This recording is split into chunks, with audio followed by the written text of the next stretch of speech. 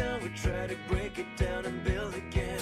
Yeah, every time we try to make up for something lost. You know, we're never letting go.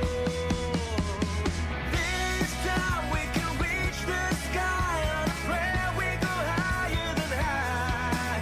Yeah, wide awake, it's a big mistake, 'cause it's something we can deny.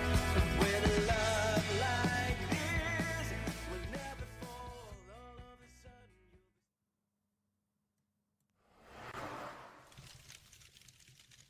There I am. There you are. Hi, everybody. Welcome to Hollis-tics. This is my first podcast of Hollis-tics. And it's very exciting because I've been on other shows and other podcasts, but today is a new beginning. And it's a new show. I've wanted to do this for so long. And everything you see, hopefully it's working right. And this is like the first couple minutes is housekeeping as I, explain where everything is. I think this is on Facebook. I think this is maybe on my music page. It's supposed to be on YouTube right now. It is on our VOPUSAradio.com. Yeah, so it's all up there. And yeah, so I'm Hollis. And this has taken me so long to set up. So you could see it. Hopefully it's working. And there is a chat over here. So if anyone's in the chat room, I want to see these comments. I think I saw one. And I just want to say hi in there. See if you guys see that. All right. So why do my own podcast? We're in a day and age where everybody has a podcast. And you think, I meet people and they're like, I want to do a podcast. I want to do a podcast. And I've always wanted to do this show. And obviously it's called Hollis-tics. And for a long time, I was like, what is it going to be about? What can I talk about? Obviously, people who don't know me, they don't know anything about me. But some people who do, and if there are people watching on Facebook or YouTube, they know I'm a musician. And that's kind of have been my identity. That's been my identity to a lot of people. They only know me as Hollis the musician, from back in the day from my band Love Zombies. And I was in the UK and I lived in New York and I met a lot of people along the way, Los Angeles, London, and I traveled the world as a musician. But this show is going to be a little bit different. And it's kind of crazy. I'm like, I don't really get nervous. It's like going back up on stage again, right? But I was actually always felt I was born to be on stage. And that's why I did music for so long. But there's a lot more to me than music. And what we're going to talk about on this show in particular, especially this episode, because this is episode 1. So as I was preparing to do this streaming stuff and this microphone you see and the cameras, there's a lot that goes into it. And over the past literally 5-6 years, I went from not knowing anything, how to do any of this stuff, to building actually my own TV platform. Believe it or not, my own radio and television platform. So right now, it's kind of a big milestone tonight. And what's today's date? I just heard my phone beep. Today is March 14th and it's 2026. It's taken a long, long time to get here.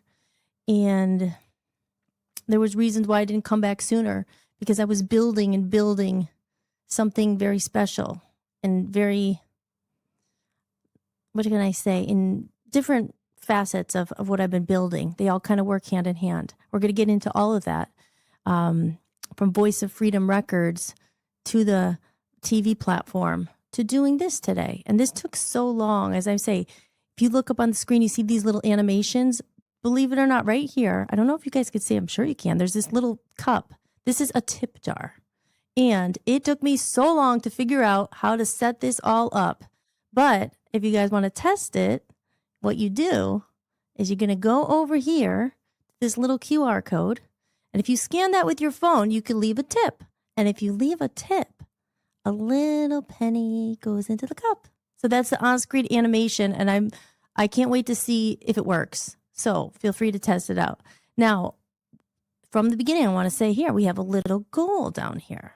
And I am going to be giving away something very special when I hit my goal. Probably not going to be tonight. It might not be for a while. I know I'm new and nobody knows me really yet, but as we get the little tips, as this goes up, and hopefully it will, and it hits 100, that would be $100. I'm going to give away something special, and that's a lyric sheet that I wrote. It's a hand-painted lyric sheet, and this from my new album. So I'll talk a little bit more about that, but just in case you're wondering what that is, if you have a phone, you just scan it, you tip there, and also in the chat room there is a link up there for the stream. It says streamlabs.com/voice of people radio tip. And that's where we could see the animation drop onto the screen and we'll get a golden coin. I'm very excited about all of this. So that took a long time. And so back to really why I wanted to do this podcast and what it's going to be about. So in a couple minutes, I'm going to play a video that I actually recorded last week. So trying to set this stuff up, I was like, I had a set. I still have a set. It's in my other room. And I didn't know how to like go live with this camera. And one computer I have a Mac computer, and then I have a PC computer, and nothing works together, and you have to bounce back and forth. So I'm actually live right now, but I did record this last week, and it's about something called the Reconnection Movement. And if you see above on the screen there where it says the Reconnection Movement, there's something under there, little writing, it says real humans only. And then even over on my thing over here about the bots who watch the humans tip, scan to trigger the little coin drop there. You know, I never thought, well, I did think about this, and it's going to make more sense after you watch the video, but we would be where we are right now in this day and age with the AI and the takeover and the machines versus humans. And I think just a lot has changed since I've been back in the world. Now, I've always been in the world. I just mean in front of the camera and putting myself out there. And I'll get into that as you guys get to know me about my story about music and being in the music industry and how I left Hollywood. And a lot happened, you know, it was in 2015 that I wrote something called the Reconnection Movement. And this is on my website.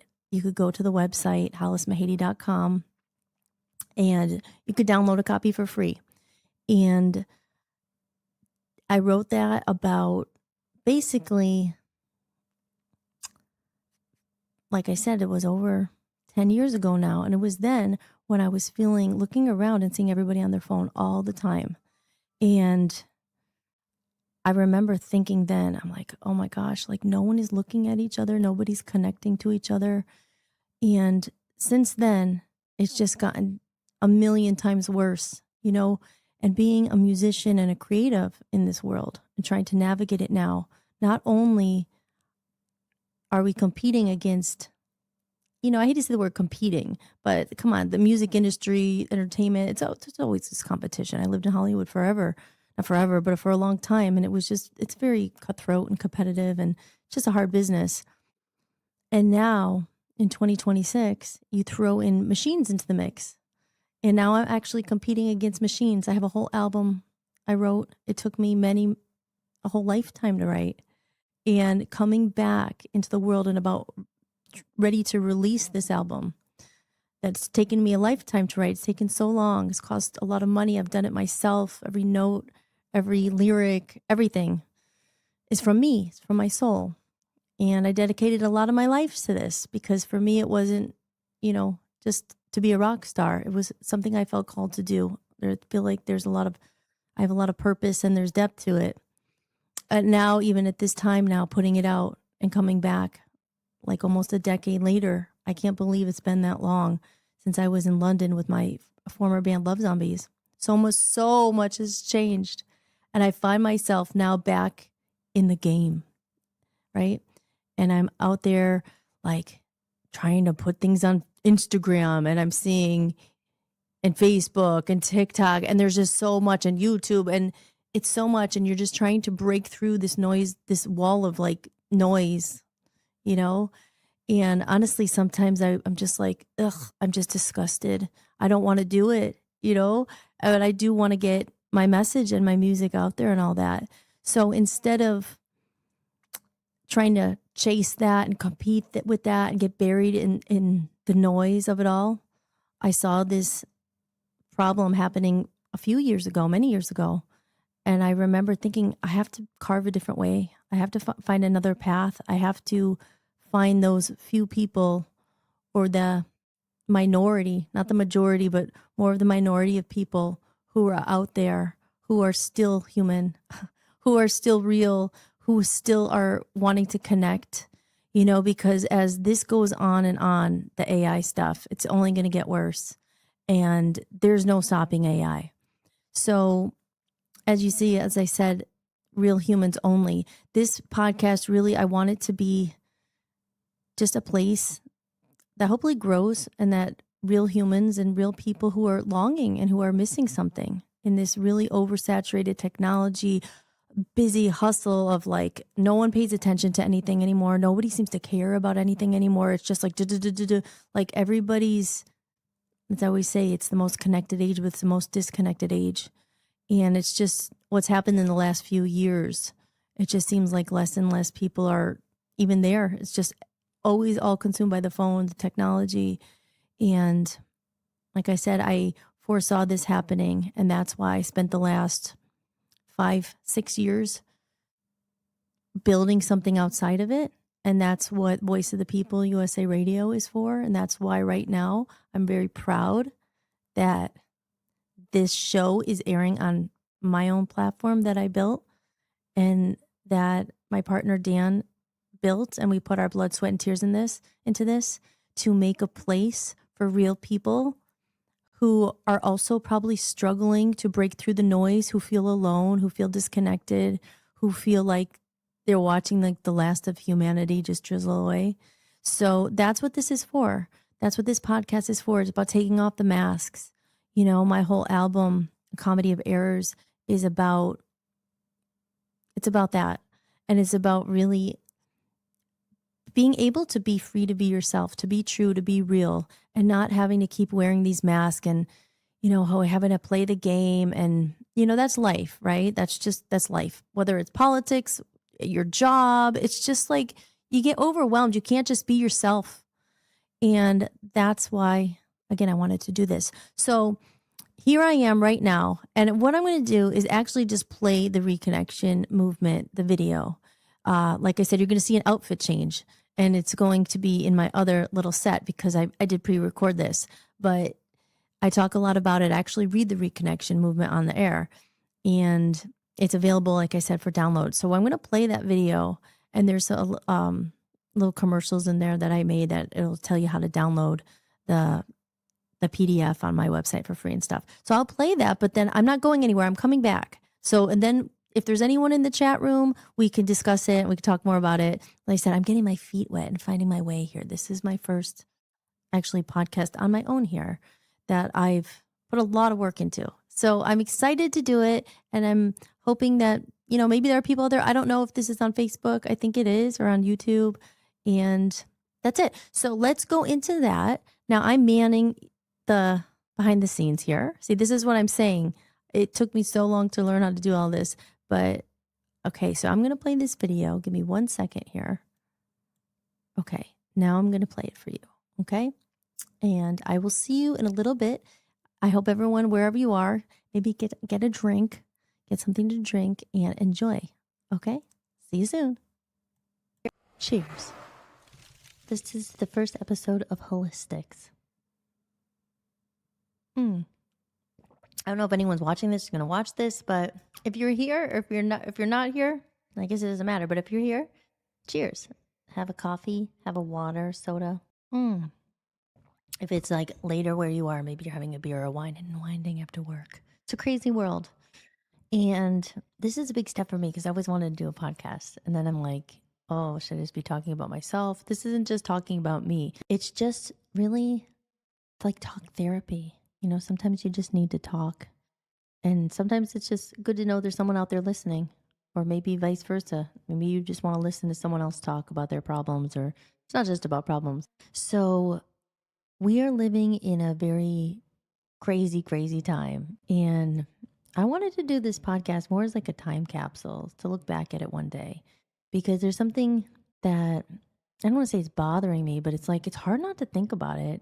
And I don't know if a lot of people are thinking about it or they're not, or, but basically, you keep seeing, well, I keep seeing all these videos of Elon Musk, and he keeps saying in 5 years, there's gonna be no jobs left. In 5 years, AI is taking over. Basically, this is all I want to talk about, the AI takeover.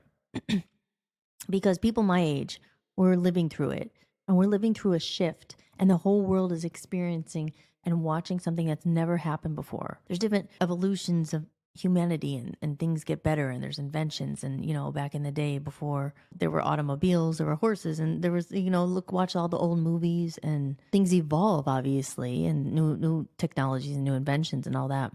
Even with music, I'm a musician, and I watched it when I was younger. We had mixtapes and cassettes and records, radio, and then it went to CDs, and then it went to Napster, if you remember that, and Spotify, not Spotify, MySpace. And then, it just naturally evolves. Now, people don't really listen to CDs anymore. People don't even have CD players. I mean, some people probably still have them, but, it just evolves. And that's just life, right? Because look, everyone's parents probably once at one point said, in my generation back in the day, milk was 5 cents and going to the movies was 10 cents or whatever. And then, now we're like, oh, remember back when candy bars were 50 cents and now they're like $3 for a candy bar? Okay, that's just life, right? Okay, back in the day. But now this is something we're living through that has never happened. I mean, maybe it's happened in other civilizations. I mean, if you're into that thing, if you heard of like Atlantis and Lemuria, and if you're into that stuff and you know about lost civilizations, there's a reason I'm bringing it up, is that we're talking now about altering humanity. Machines and robots are going to be taking over. I mean, they already are. And it was about 3 years ago. Well, let's go back a little bit further, a lot further actually, and I can't believe it's been almost 10 years, 11 years since I wrote it. It's called the Reconnection Movement. And it was a PDF. It was just like a download thing I wrote. You could download it. I wrote it, and this was about 10 years ago, and it feels like yesterday. But I remember being out, and I know where I was when I wrote it. I was in the Sunset Marquee in Los Angeles, in the lobby or whatever. And I remember just looking around then, remember 10 years ago, and just looking around and being like, my God, everybody's on their phone. Cell phones were not a new thing, and I know everybody had phones, but even then I was looking, I'm like, I would go in and kind of just like look around, see, hi, connect, and everyone's like heads down.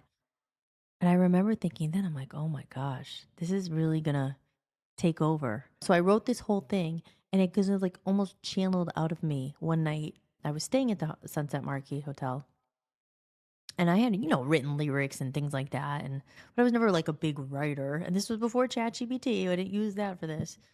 And I just like sat down and I was like, I gotta get this out. And I started typing, and it was all coming out. It was like, we're the last generation and we're the in between. And I remember thinking something is really happening. Now, obviously, then AI came, but this was before AI. This was 10 years ago. And then, like 3 years ago, I started seeing AI coming more and more, right? And Elon Musk, 10 years ago, I didn't even know who Elon Musk was. And then it was about 3 years ago, or maybe longer, like 2021, 2022, I guess 3 or 4 years ago, everyone was talking about AI. It was coming. It was like Elon Musk was talking about on Joe Rogan and this, and he kept saying, he's like, this is the biggest threat to humanity. AI it's going to become more dangerous. It's going to become smarter than humans. And I remember even then I was like against it. I was like, oh man, what is this going to mean for artists? What is it going to mean for music? I was like, I even had a shirt made. It was like, say no to AI, right? This is true. This was like 3 years ago. And again, prior to that, I guess 7 years prior to that, I'd written the Reconnection Movement. My point is that now, from those 3 years ago, look at the speed. Boom. Like it's everywhere. And now I keep seeing these videos of Elon Musk. Like they're all on my feed. I don't know if everyone else is getting these. And they're just like, you're not going to have to work in a couple years. All the jobs are going to be gone. It's going to be different. It's going to be the income, this, that. And I'm thinking, wow, like it's coming to life what I said. And I'm sure other people predicted this too. This is not about me being like, hey, I told you. My point is saying, like, we're living in a very, very historical time. Like, I don't know if this has ever happened before. If you believe or if you read about other civilizations like Atlantis and Lemuria, Atlantis was one. I remember reading like their technology got so big and out of control that they like self-imploded. And it would just made me feel like, well, is that what's going to happen here? Like, are the robots going to take over? And why I think it's so important right now for people our age to talk about it and to be like, what's going on? We're going to be saying one day, remember when people were human? Like, that's coming, I feel. It's already here. We're merging with these machines, and like, you're not even going to be able to know, is that a robot or is that real? Like, we're already experiencing it and seeing it, right? Like with voiceovers and the pictures. Was that really that person? No, that was AI. Was that? And they're making these things, and we're just like living through this crazy, strange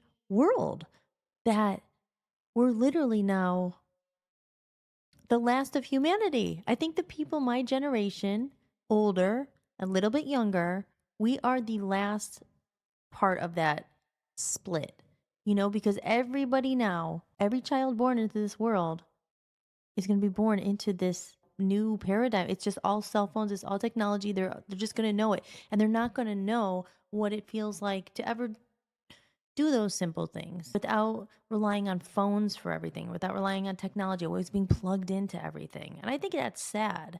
But at the same time, they're never going to know. So they don't know what they're missing. I think that leaves us in a weird spot because we do know what we're missing. We do remember what it's like for those simple days, longing for like the simplicity of life a bit. And I think that's why I wanted to do this podcast. Everybody's welcome, obviously, to watch it. It would be great. I hope there are younger people who watch it. But I think it's for people who like kind of feel in that generation in between where we were just watching and like, wow, we're watching this really split and shift. Our parents, if you're my age, late 30s, early 40s, your parents are older, most of them. And they like, I know my mom in particular, she hates cell phones. Like, I have an aunt who's even older, but she will do the cell phone and she does do text. So some people do it. My mom is just against it. She hates any kind of technology, and I get it. But then there's people like us and a little older. There's no choice. You have to be involved with it. So again, we're just in this weird world of like foot in the old. Our heart could be in the old, but you have to be in the new. You can't do anything without it. You need your banking. There's some places you can't pay for anything without, if you don't have a debit thing on your phone or scan or this or that. And it's just like, just living through it's weird. And like I said, I wanted to do this just really kind of as a time capsule, because I'm telling you, looking back at the Reconnection Movement over 11 years ago, and then 3 years ago, when I was like really seeing AI coming out faster with all the everything, the ChatGPTs. I didn't know what ChatGPT was until like 2 or 3 years, maybe 2 years ago. I've been using it now. I'm not going to lie. I used it a lot. I mean, it's good, but it's just like, wow. So you could see the dangers that are coming. And I think it's up to people, again, like us, who are worried about it and having the regulations for it, because you can't stop it. It's not even a point like when I used to wear my t-shirt, say no to AI. No, you can't stop it. I mean, you can't beat it, join it. But they're even saying, if you don't learn AI, if you're going to be, there's going to be no jobs left. You have to learn AI, but then robots are going to take over everything. And I don't know. I think it kind of leaves people my age and older like, what are we going to do?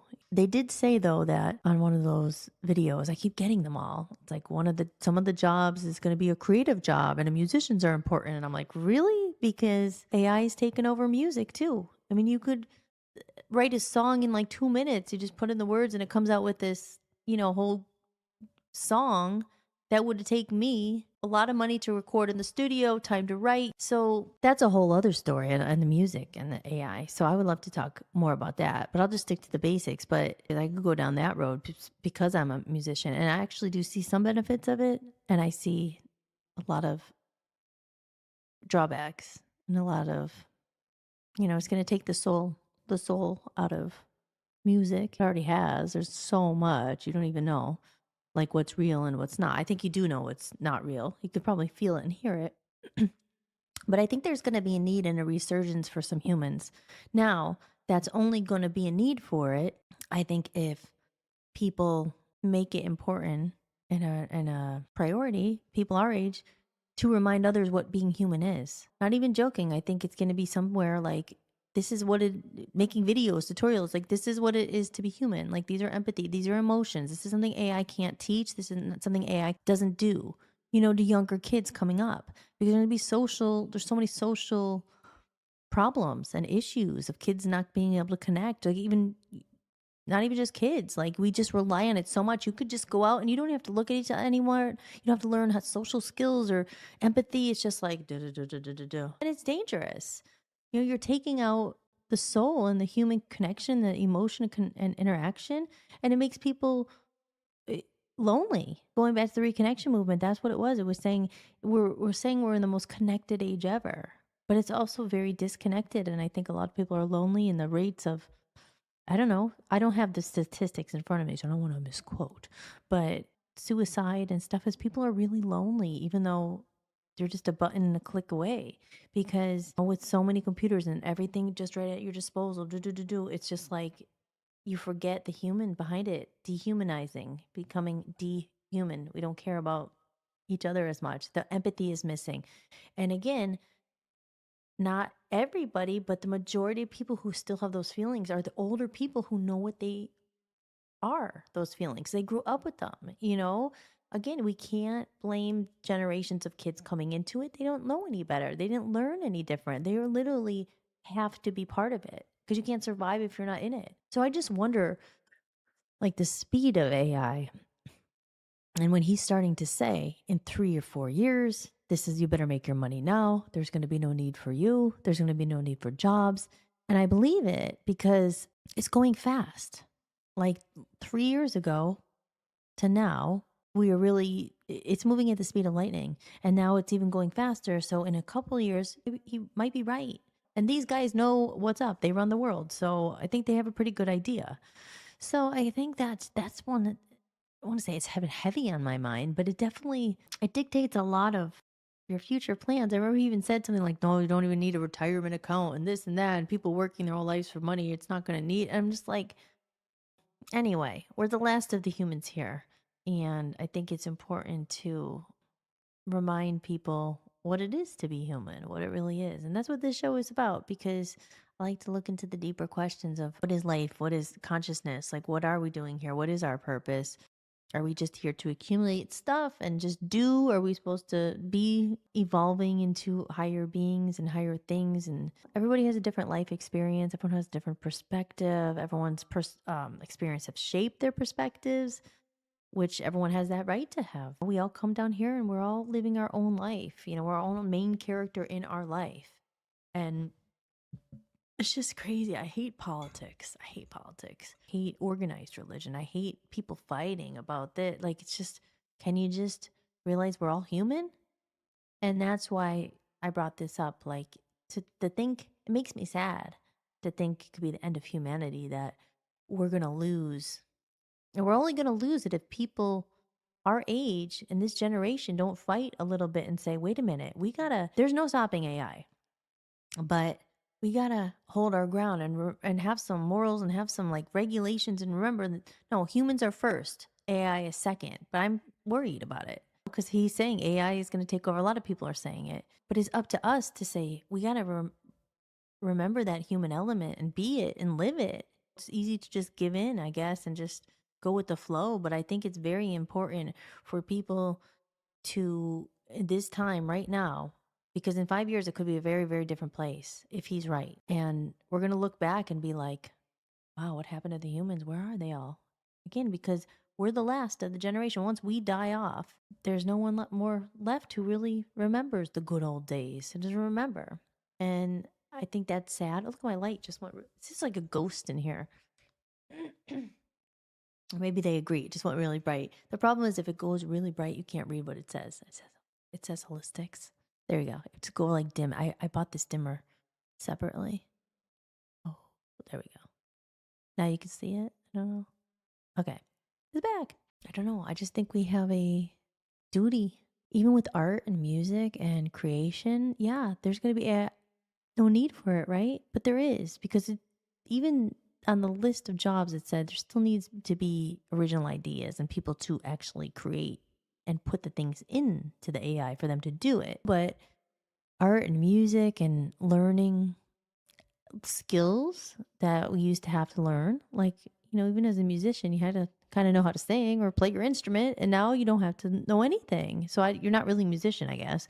But those are the things that are going to become obsolete unless there's people like us who preserve it. And if you have, I don't have children myself, but if you have kids, you teach your kids these things too. Like, yes, you have to live in the world, and there's AI and there's robots, but this is what a human is. And this is, learn to write. I don't even think the kids don't have to do cursive anymore or learn how to do these things. Or I don't even know if kids learn like penmanship and all that anymore. Do you have to? You just type. Again, is that a bad thing?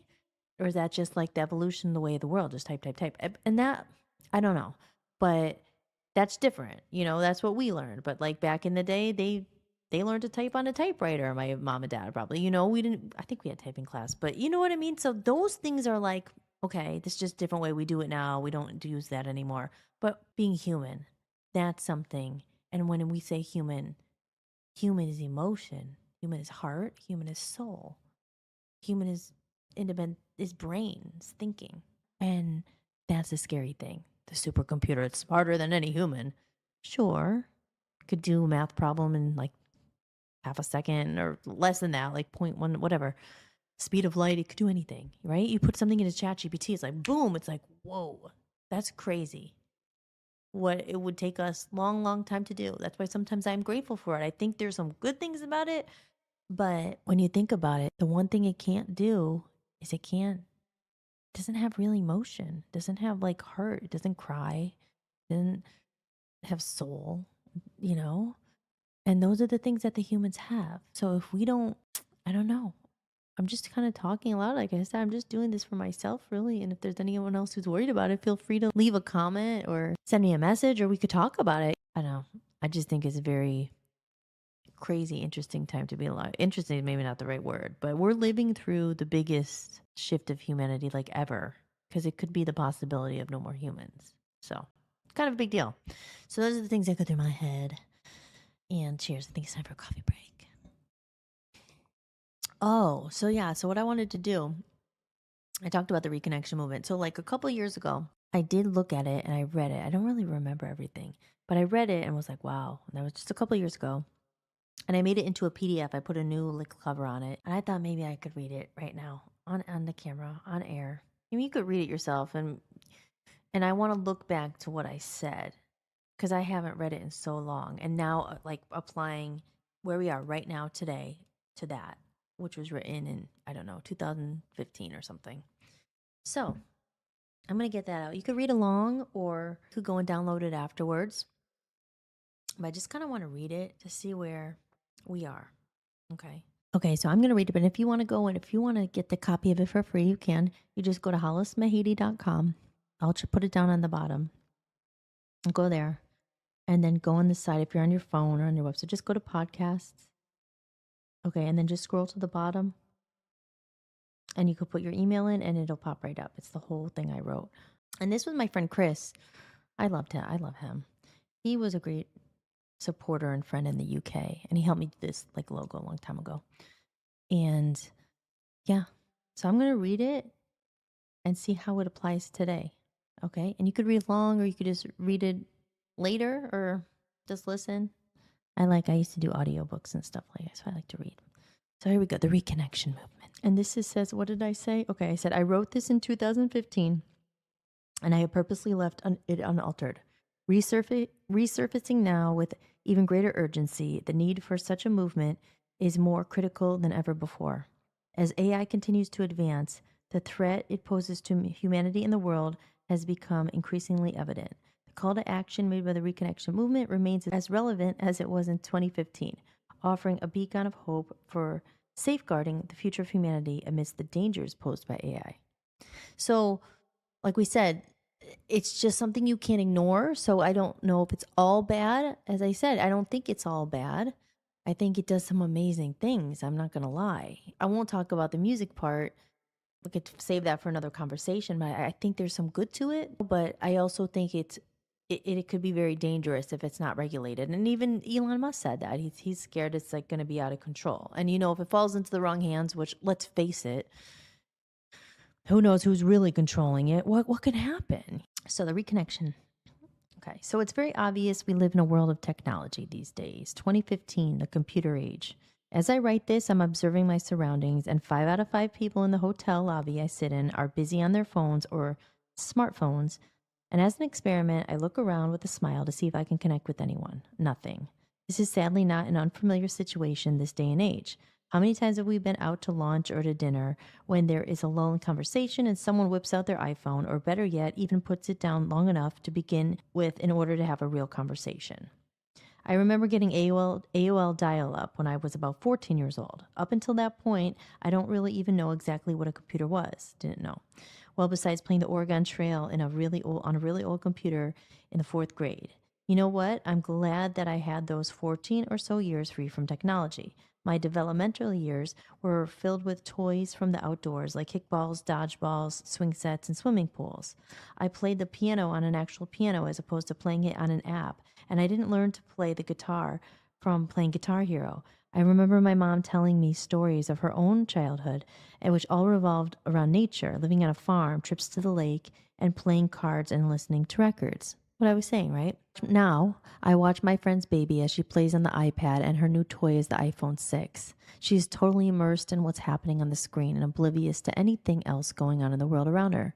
Computers and phones have taken many people's, not only babies' attentions away from what's happening in the world around them. Physical records and CDs are gradually becoming extinct due to the evolving and changing formats of the music in the 21st century. Everything is now virtual. The demise of bookstores is happening as everyone now downloads books onto their Nooks and other devices. Video stores have closed. Remember video stores? Video stores have closed due to internet streaming on sites such as Netflix and Hulu. The thrill of getting a new CD, admiring the artwork, carefully reading the lyrics, and listening to the whole thing from start to finish rarely happens for most people anymore, thanks to the popularity of iTunes singles and other instantaneous, gratifying music download sites. Right? So true. Reading this on the phone sucks. Let me turn it like this. Okay, this is better, I think. The few of these stores and shops that do remain open to this day seem to have a bleak future. So what's the result of all this? No more bookstores, music stores, video shops, etc. equals less and less human interaction. Human interaction. Well, now that everything's just so quick and convenient, do we even need human interaction? Just as the bookshops, music stores, and the video stores are becoming outdated mode of life in the current world we live, is the art of human interaction and meaningful human connection becoming obsolete as well. Everything and anything is now available at the click of a mouse. You can now order your groceries straight to your door, or even have a mail-ordered bride delivered to your doorstep. I don't know if that was before. That was for a long time, I think, going on. There is no longer a real need for a middleman to be part of the process, officially eliminating the need for human interaction. Everything, even people, are now at each other's disposal. If you don't like what you see, why get to know someone? Just keep on clicking until you find the next best thing that you think you're looking for. Well, the times, they are certainly a-changing, or have changed immensely, but for better or worse. Before I go on to talk about how I personally feel, and yes, this is just my personal opinion, and you're welcome to read it and agree or disagree, and that's the beauty of free thought, about living, accepting the changes and challenges, and trying to survive in this virtual age, I want to say that I'm not some totally anti-technology, like some of our parents, hippy-dippy person who believes we should all throw out our cell phones and computers and go back to living in the age where telephones were made out of cans and strings and letters delivered by a horse. No, I admit there are many advantages and conveniences of all this newfound technology. With the natural progression of evolution and man's advancements, adapting to new ideas and lifestyles is inevitable and unescapable. I'm amazed and grateful to a certain degree by these advancements and the amount of information available this day and age. There's an incredible amount of information available on such a diverse array of topics on the internet. You can connect and chat with people you may never have met anywhere else other than this information superhighway. Dating websites have actually allowed people a way to connect and form legitimate non-virtual relationships outside the computer. I have to say I love my iPhone and camera as much as the next person, and being a musician, I recognize all the advantages of being able to create and sell my own music and merch online. Artists are able to independently exhibit their work online without the tight grip of a record label's control and gain exposure that was once never possible. Friends and families are able to keep in close contact while living states or even countries apart. And while those social networks like Facebook, Twitter, Instagram, X, I should say now, and the rest of the bunch may have in many ways reconnected people, like that old high school mate you haven't seen in 20 years or your long lost pen pal from France that used to write to 15 years ago in French class, I have to say I feel it has also brought about what is intended to prevent a disconnection. Yes, the age that claims to be the most connected age ever, I believe, is actually quite the opposite. Sure, we are all now quite capable of sitting at our computer screens and phones all day and are able to quickly download the latest iPhone app or iPad upgrade. But can you honestly ever think back to the last time you had dinner or drinks with friends where there was no phones or electronic devices present? Can you think back to an outing when people were engaging in mind, body, or soul interaction for more than 5 minutes without getting interrupted by a cell phone or some other distraction? Leads me to ask, what's up with our attention spans? Have humans really become so boring that they can't hold the attention spans of another for a mere 5 minutes? Have our virtual relationships with computers taken precedence over our relationships with the real thing? Is it more important to give the latest Facebook update, post a tweet, or upload a picture on Instagram about what you're doing instead of actually living and being present in that moment? Is it really necessary to have your cell phone camera filming a concert the whole time? I've always wondered, does anyone actually go back and watch the footage they were so busy filming on their phones at the concerts? Or have your phone in the sauna at the gym? Is anyone else asking themselves what the beep is happening to this world? What is this meaningless, pointless bull beep all about? I haven't read this in a long time. We're surrounded by machines, but does that mean now that we are becoming machines too? I find myself looking around, ready to smile at people walking by, hoping to catch some eye contact, a glimmer of someone awake and alive in the moment. How are you? More often than not, I'm disappointed by the lack of human connection I encounter on a daily basis. Most people's eyes are glued downward to their phones or whatever electronic device they're holding on to, making the probability of chance, random encounter, or connection slim to none. After voicing my concerns to a few people I know, I have found that many people actually seem to be coming to the same conclusion and may be wondering what the future holds for this seemingly transforming robot generation. Cheers. Since I'm an artist and musician, I have heard the theory that artists are just overly sensitive, the tortured soul, and I agree with that to some extent. Although lately, more and more people I've spoken to about the subject, not just artists, seem to agree with this. There's a common thread of loneliness and separation that is running between many people my age, and I have to wonder if it's because we all grew up to a certain age where we had a real human connection to other people. A time when friends really talked to each other and people got together for the sake of it without constantly rushing to the next thing. A time when kids could be kids and do things without being worried about some internet bully sneaking a picture to later use as blackmail on the internet. That time before cell phones, when we were forced to talk to the person in front of us rather than the person on the other end of the text message, and hone our social skills during outings rather than use our technological devices as a social crutch. So where does this leave my generation? Are we the generation that's stuck in between? And then I have like little pictures there. I added some pictures there. That's a picture of a robot. We are the last of the people to grow up in a world before technology seemed to take over the world. Most of my developmental years involved real human interaction where computers or phones were not my babysitters and did not play a part in shaping who I've become. I've had that feeling and knowing of what it was like to grow up and live in a world before this. I was lucky enough to grow up being close to nature and had real human interactions. The problem with us people who are stuck in between is that unlike the generations being born into this knowing no other way, we remember what it was really like to be connected to other humans and not just virtually connected. Now it has left our hearts and souls remembering and therefore yearning for this feeling of how it once used to be. I spent my whole life on a quest to find purpose and meaning in life, to find love and that feeling of wholeness. The more and more I tried, the lonelier it seemed to get.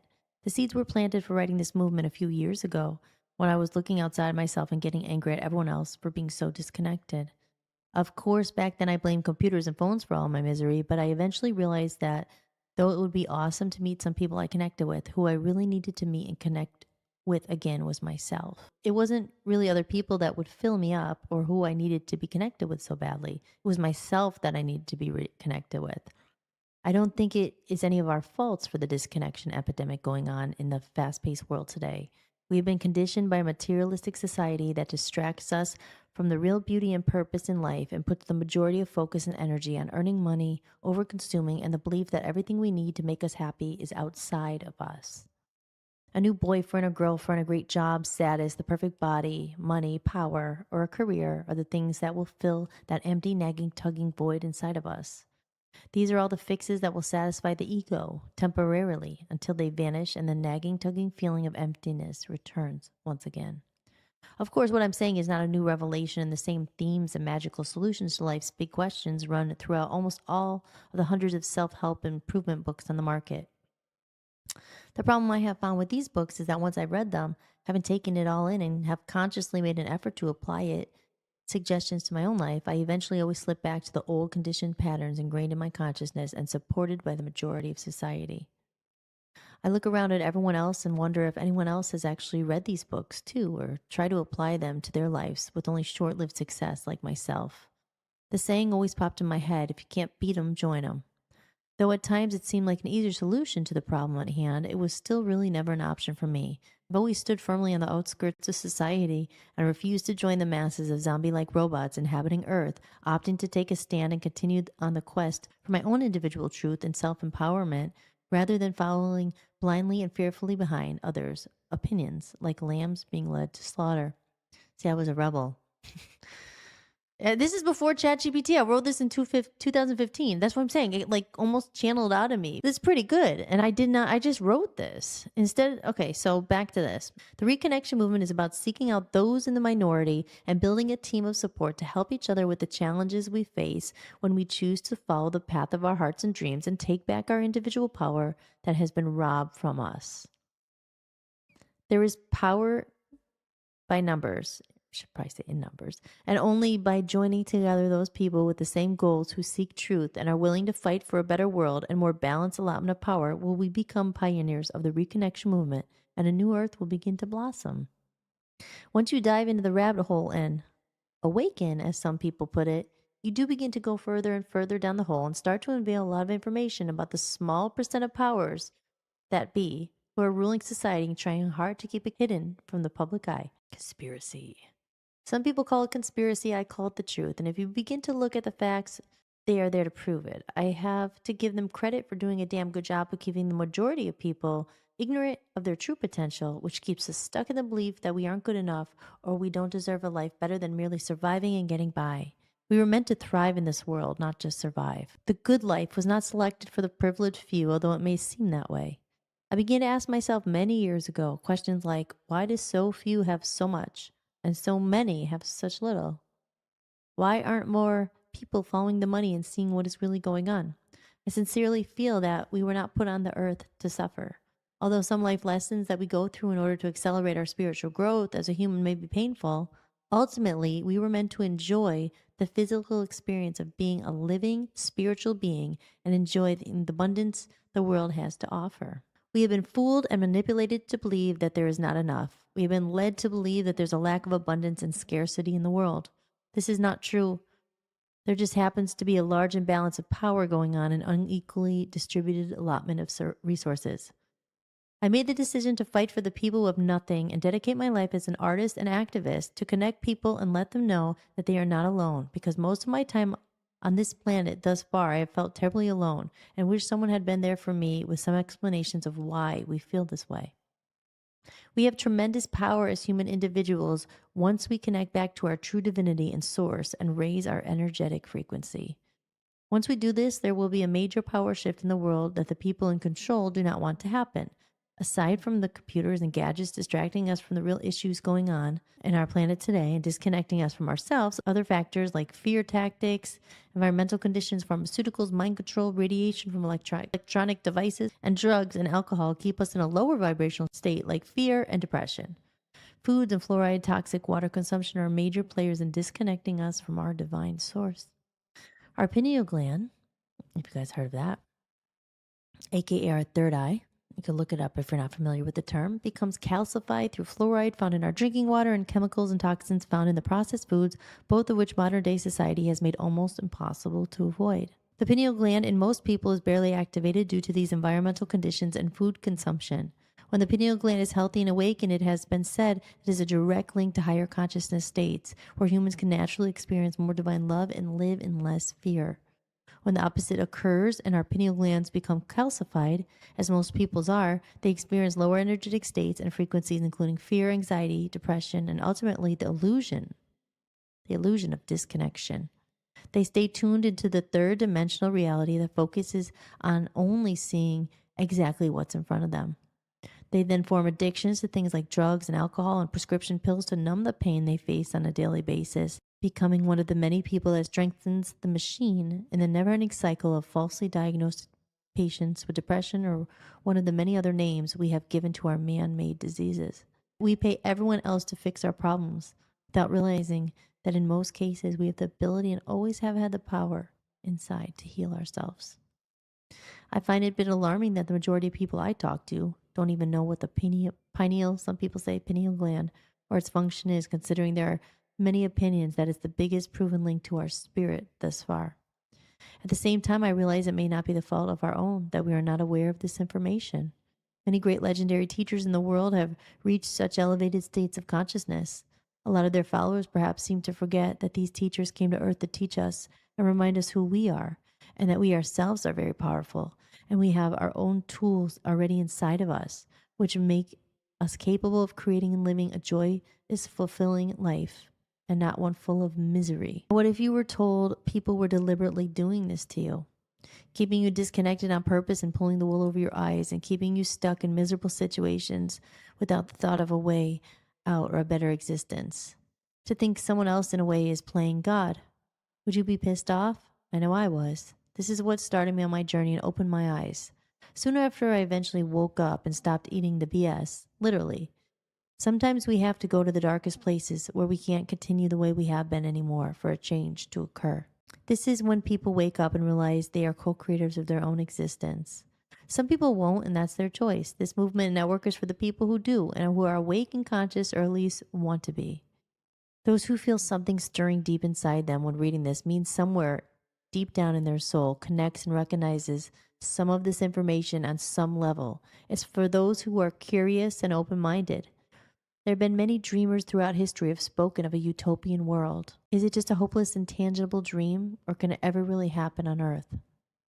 If most people are disconnected from their own divine source, how can we possibly expect to be connected to others? The answer is we can't. It's not until there's a large movement or enough people who start to say, wake up and start living a new way of life that transcends the way we currently have been conditioned to live, that a change can really occur. As I said before, there are power in numbers. We first stop supporting the old way of doing things. We have to put the power back in our own hands. And the power shift and the new way of living is more peaceful, fulfilling, heart-oriented way begins to grow. Corporations and companies who control us will collapse. It's not just a utopian dream, as it's possible, but we have to start somewhere, and someone has to take a stand. It's not something that will happen overnight, and I'm not telling anyone to go out and immediately quit their jobs, but I'm asking people to at least become aware. The majority rules, and right now the majority of power lies in the money-hungry, greedy monsters of the world. A lot of people don't seem to give a shit about the state of our world, but many people do. Those are the people who need to band together and make a movement. Until then, the suffering will continue. Is it really a wonder why there's so much suffering in the world? Why does it seem we're hearing more and more about heinous bombings and school shootings more and more? I believe it's because we're becoming majorly disconnected and dehumanized. The disconnection between people is so bad that no longer do people look at each other as equals, soulmates who are sharing the same living body, the energetic source field where all energy on earth comes from. The fact is, though, that we are equal. We're all equal. We are all free spirits and not meant to be servants to each other, but servants to a higher good. We're all here, hopefully, searching for a purpose, for love. We're all sharing this human experience. It's a beautiful thing to look that we are all here sharing this amazing mystery. Yet at the same time, everyone seems to be so distracted and complete strangers, and okay with that. I'm making this movement, the Reconnection Movement, to bring people back together. People who are lonely, people who are taking a chance and following their soul's calling and following the path less traveled. For the people who believe in themselves but may not have anyone else who does. For the people who are scared to admit they are lonely, confused, or depressed and want support. For the people who are scared and embarrassed to admit just how screwed up they really feel. For the people who feel like they don't even have a chance for a better or more meaningful life. For the people who really never fit in. For the loners and the outcasts. The people who are single and alone. People who are married but still missing something. People who need support, positivity, encouragement, and empowerment in their lives. For the victims who are experiencing ego-controlling love rather than the right kind of friendship and love we all yearn for. Those who are sick of the naysayers and negative attitudes they often encounter. Those who are looking for greater fulfillment beyond the material world. People who feel as lost as I do a lot of the time and are looking for real human connection. We are all here on earth to fulfill our life and soul's purpose, not to suffer, not to make money, to buy crap and die and rot away. We're here to learn, to grow, and to evolve. We're here for love. And love doesn't have to be about sex or physical love. It's about recognizing a soul and having love for that. Hence the term soulmate. We're all soulmates. Of course, some people have stronger connections with some than others, but in the end, we are all brothers and sisters, like it or not. And we are all here not really knowing I cursed in this, what the fuck to do. Beep. And trying to make the best out of it. We are here and have been fooled into believing that real love is about sex and happiness is about material wealth and power. Humans are made of love, although a lot of us have seemed to have forgotten this simple concept. There's a serious case of amnesia going around. Amnesia is a song on my album. That took a long time. This has taken a long time to do the album too. It's crazy looking back at this. There's a serious case of amnesia going around. It's time to wake up, and that is what the Reconnection Movement is all about.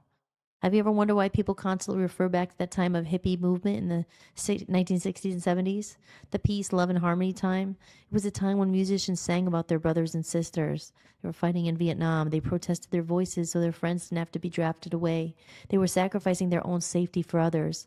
America has recently been in war for over 10 years, and there were troops dying every day to protect our safety. Yet I don't remember hearing many, if any, songs on the radio addressing what's happening in the world. The hippie era was a time of free love, sisterhood, and brotherhood, a time when people were really connected enough to stand up for one another, to stand up for what they believed in, a time when people had something to believe in. Why are artists like John Lennon and Bob Marley to this day so revered as artists and men who changed the world through their music? They spoke about love and peace, something many people deep down connect with because they remember somewhere in their amnesic, infected brains that love and peace is why we're here. They had something to say in their lyrics and used their voice to touch people. Many people refer back to that magical time in history because there's not been anything since that has even come close to the caliber of impact that hippie movement and music of that era had. We have taken a major change in direction since, and while I've acknowledged there are clearly some advantages and benefits to this technology, I firmly believe that we're becoming less and less reliant on our own minds and more reliant on machines. Remember, this is 11 years ago. I did not write this with ChatGPT. This was just channeled through me. Computers have been taking over the whole world, not to mention most of the music industry. We are turning into computers, and not a lot of people seem to notice or even care. And we can't blame the kids because they were born into a world where this is all they know.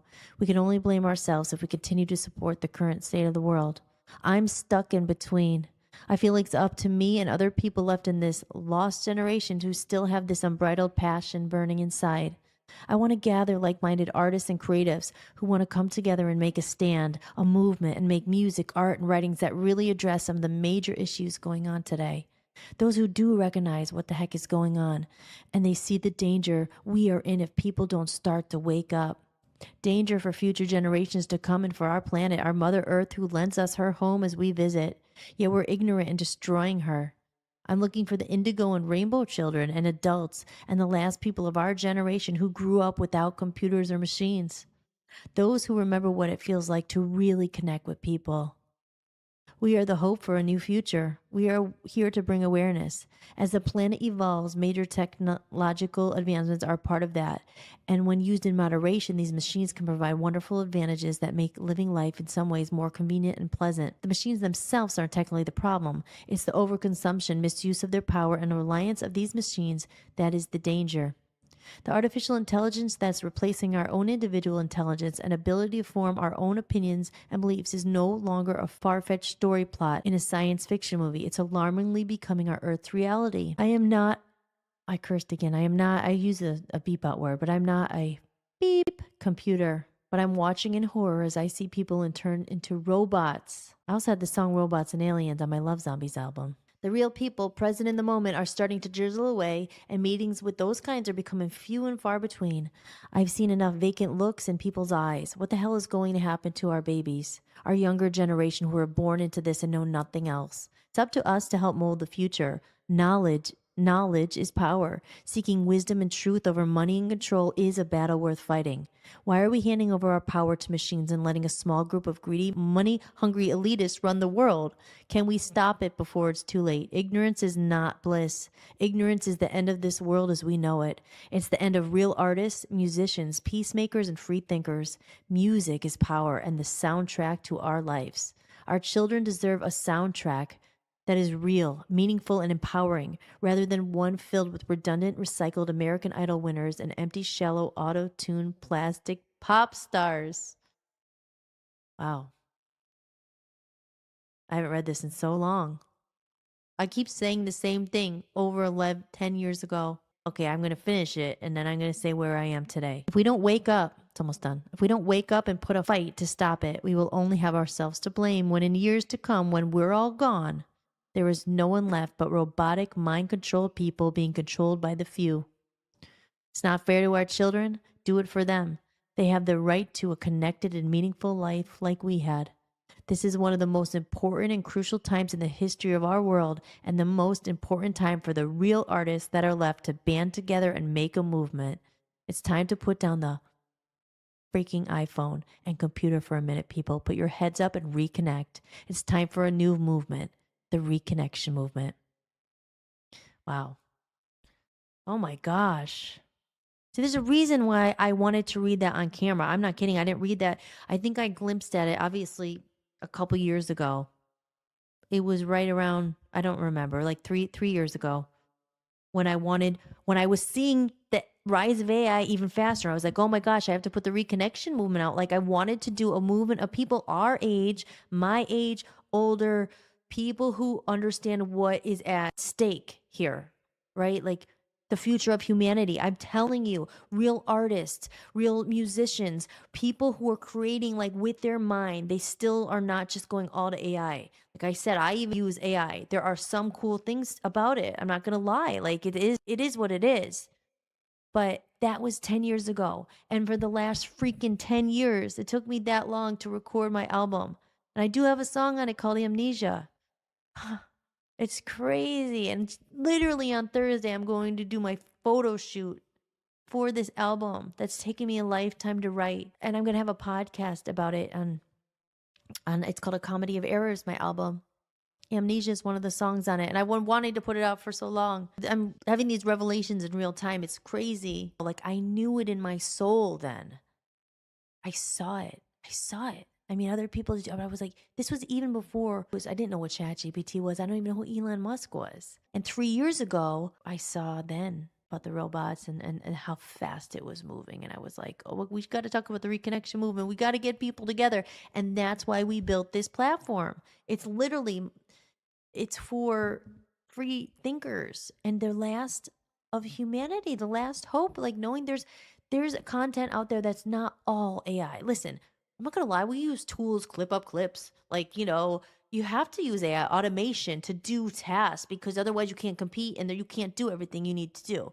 But original ideas, original thought, original thinking, programming on the TV, like not programming, original programming, like thinking of funny things for TV shows and for, again, music and art and podcast ideas and things that engage and connect people, the last of the humans. Again, there's going to be two types where people don't even know what they're yearning for because they've never experienced it in younger people. And then there might be some that obviously there must be a lot because they're depressed over social media. There's, suicides and kids who are very lonely because that's not how we're meant to be. We're meant to have human connection, heart, love, touch, emotions,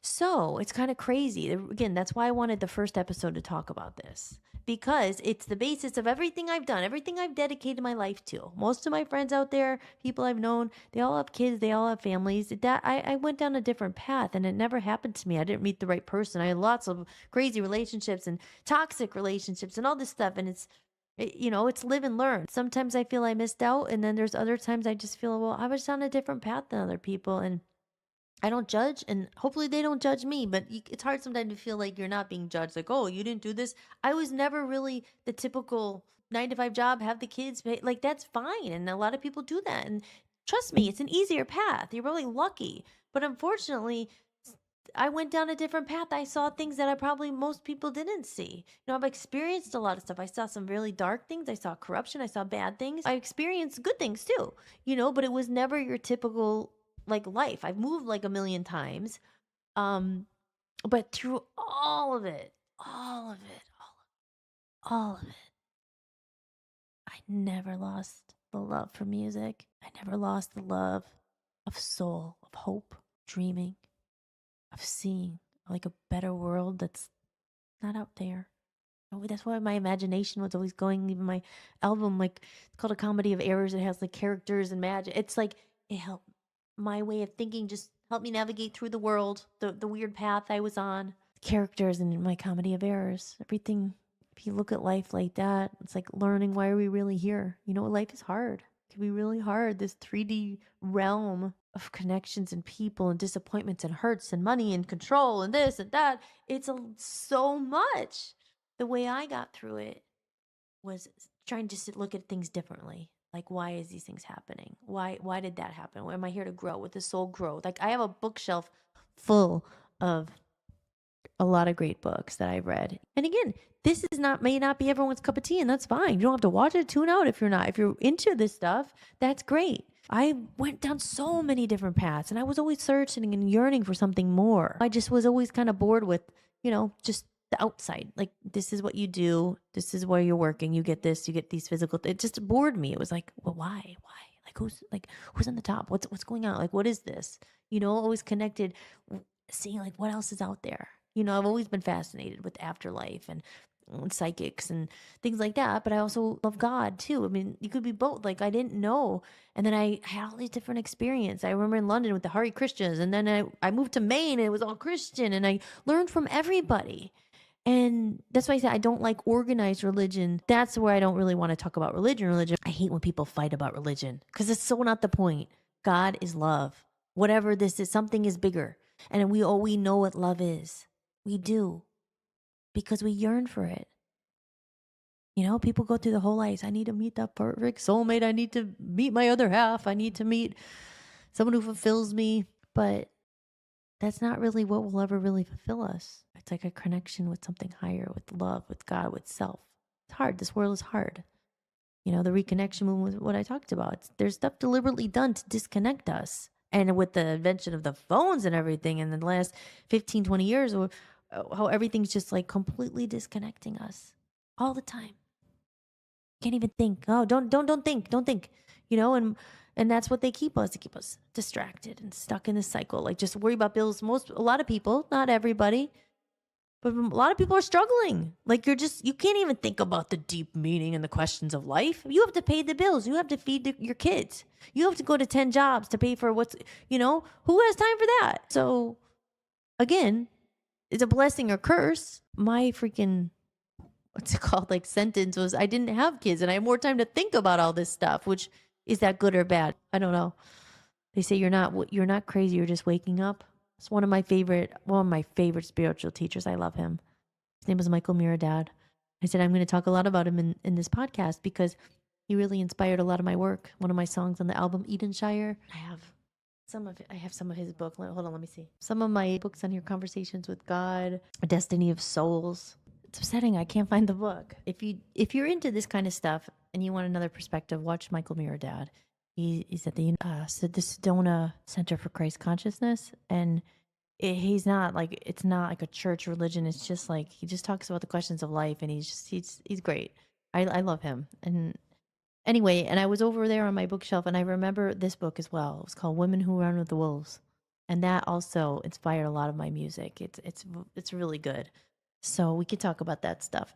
But anyway, I've been recording for a while, and yeah, I just think I'd have to do my part, being human, make a contribution to the world somehow. Maybe no one will care in 100 years. No, this will be irrelevant. Humans will not even be here anymore, because that's where we're going. Not even 100 years, about 10 years, 5 years, the way it's going. So that's what the last few years, reading the Reconnection Movement again, it inspires me, honestly. And I hope other people are out there who realize how important it is for us to maintain our humanity, and how are we going to navigate that? Because there are people like us, our age, we're the last ones left, guys. As he said, you can't blame the younger generations. They're not going to know. They're not even going to know what it feels like. They're not going to know real human love if the generations go on and their parents didn't know it. And it's just going to be over. That's why I'm like, leave artifacts, leave fossils, leave videos, leave time capsules. Remember the time when we were still human? There were some left. It's going to be us. We're the last of it, and we have a duty, I feel, to care about AI and do something about it. Again, you can't stop it. I've said that like 100 times, but we can't stop it. But we're going to leave it in the hands of, who knows, the elite in the top, whoever is controlling it all and making it happen to regulate it. Who's to say that robots don't just burst in your door and, like, I don't know what they're capable of doing. These are things that could really happen. And, before it's too late, I think it's just important to talk about it. So maybe I'll name this episode like the Reconnection Movement, or AI, or something about that. But again, I know I read the whole thing, maybe you zoned out, maybe you didn't see it, but you're more than welcome to go on my website, www. Do I have to say that anymore? www. It's Hollis Mahady, my name, .com. And go to podcasts and scroll down, and you can get it for free. Just put in your email and you could read the whole thing if you wanted to read it again, or share it with someone. But if you're like me and you remember what it used to be like and you long for that, that's also why we made the Voice of the People TV and radio platform.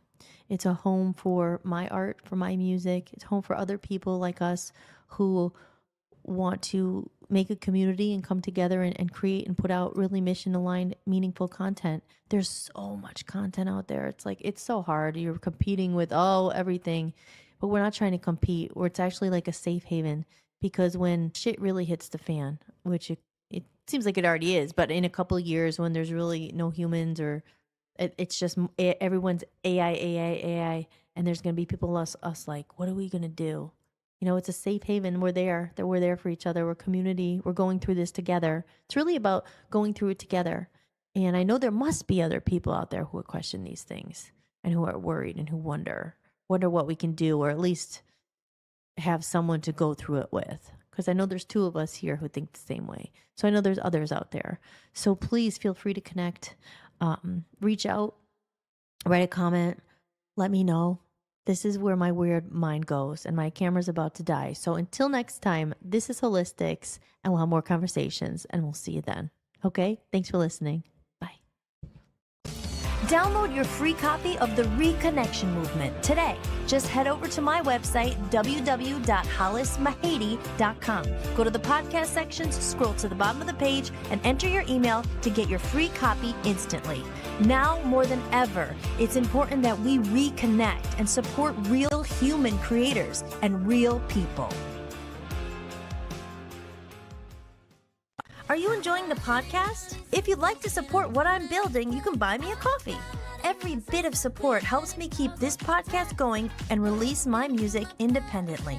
You can leave a one-time tip or become a member for a few dollars a month and unlock exclusive content and behind-the-scenes footage you won't find anywhere else. Just visit buymeacoffee.com/Hollis Mahady or scan the code you see on the screen.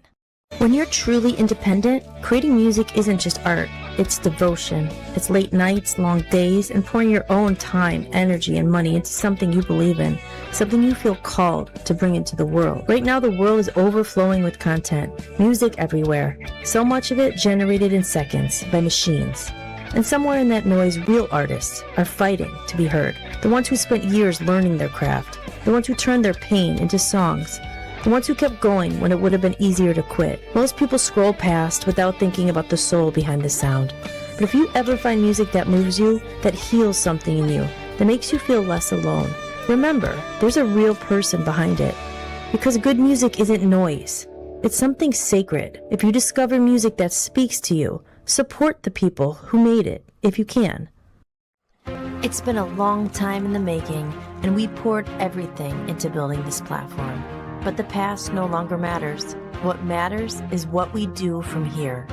This was built by everyday people, sick of being suppressed, censored, and banned.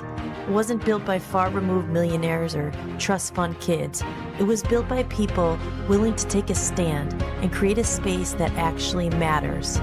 We're calling on those guided not by ego or personal gain, but by purpose and drive. People who don't ask, how can you help me? But ask, how can we help each other? Too many times, the world rewards those who take without giving back. We want something different. Our mission is to lift voices that have been silenced, to share the stories that rarely get heard, and to create a space where freedom, truth, and authenticity thrive. This isn't just a network, it's a community, a movement built by the people, for the people. The next chapter is about collaboration, courage, and amplifying what truly matters.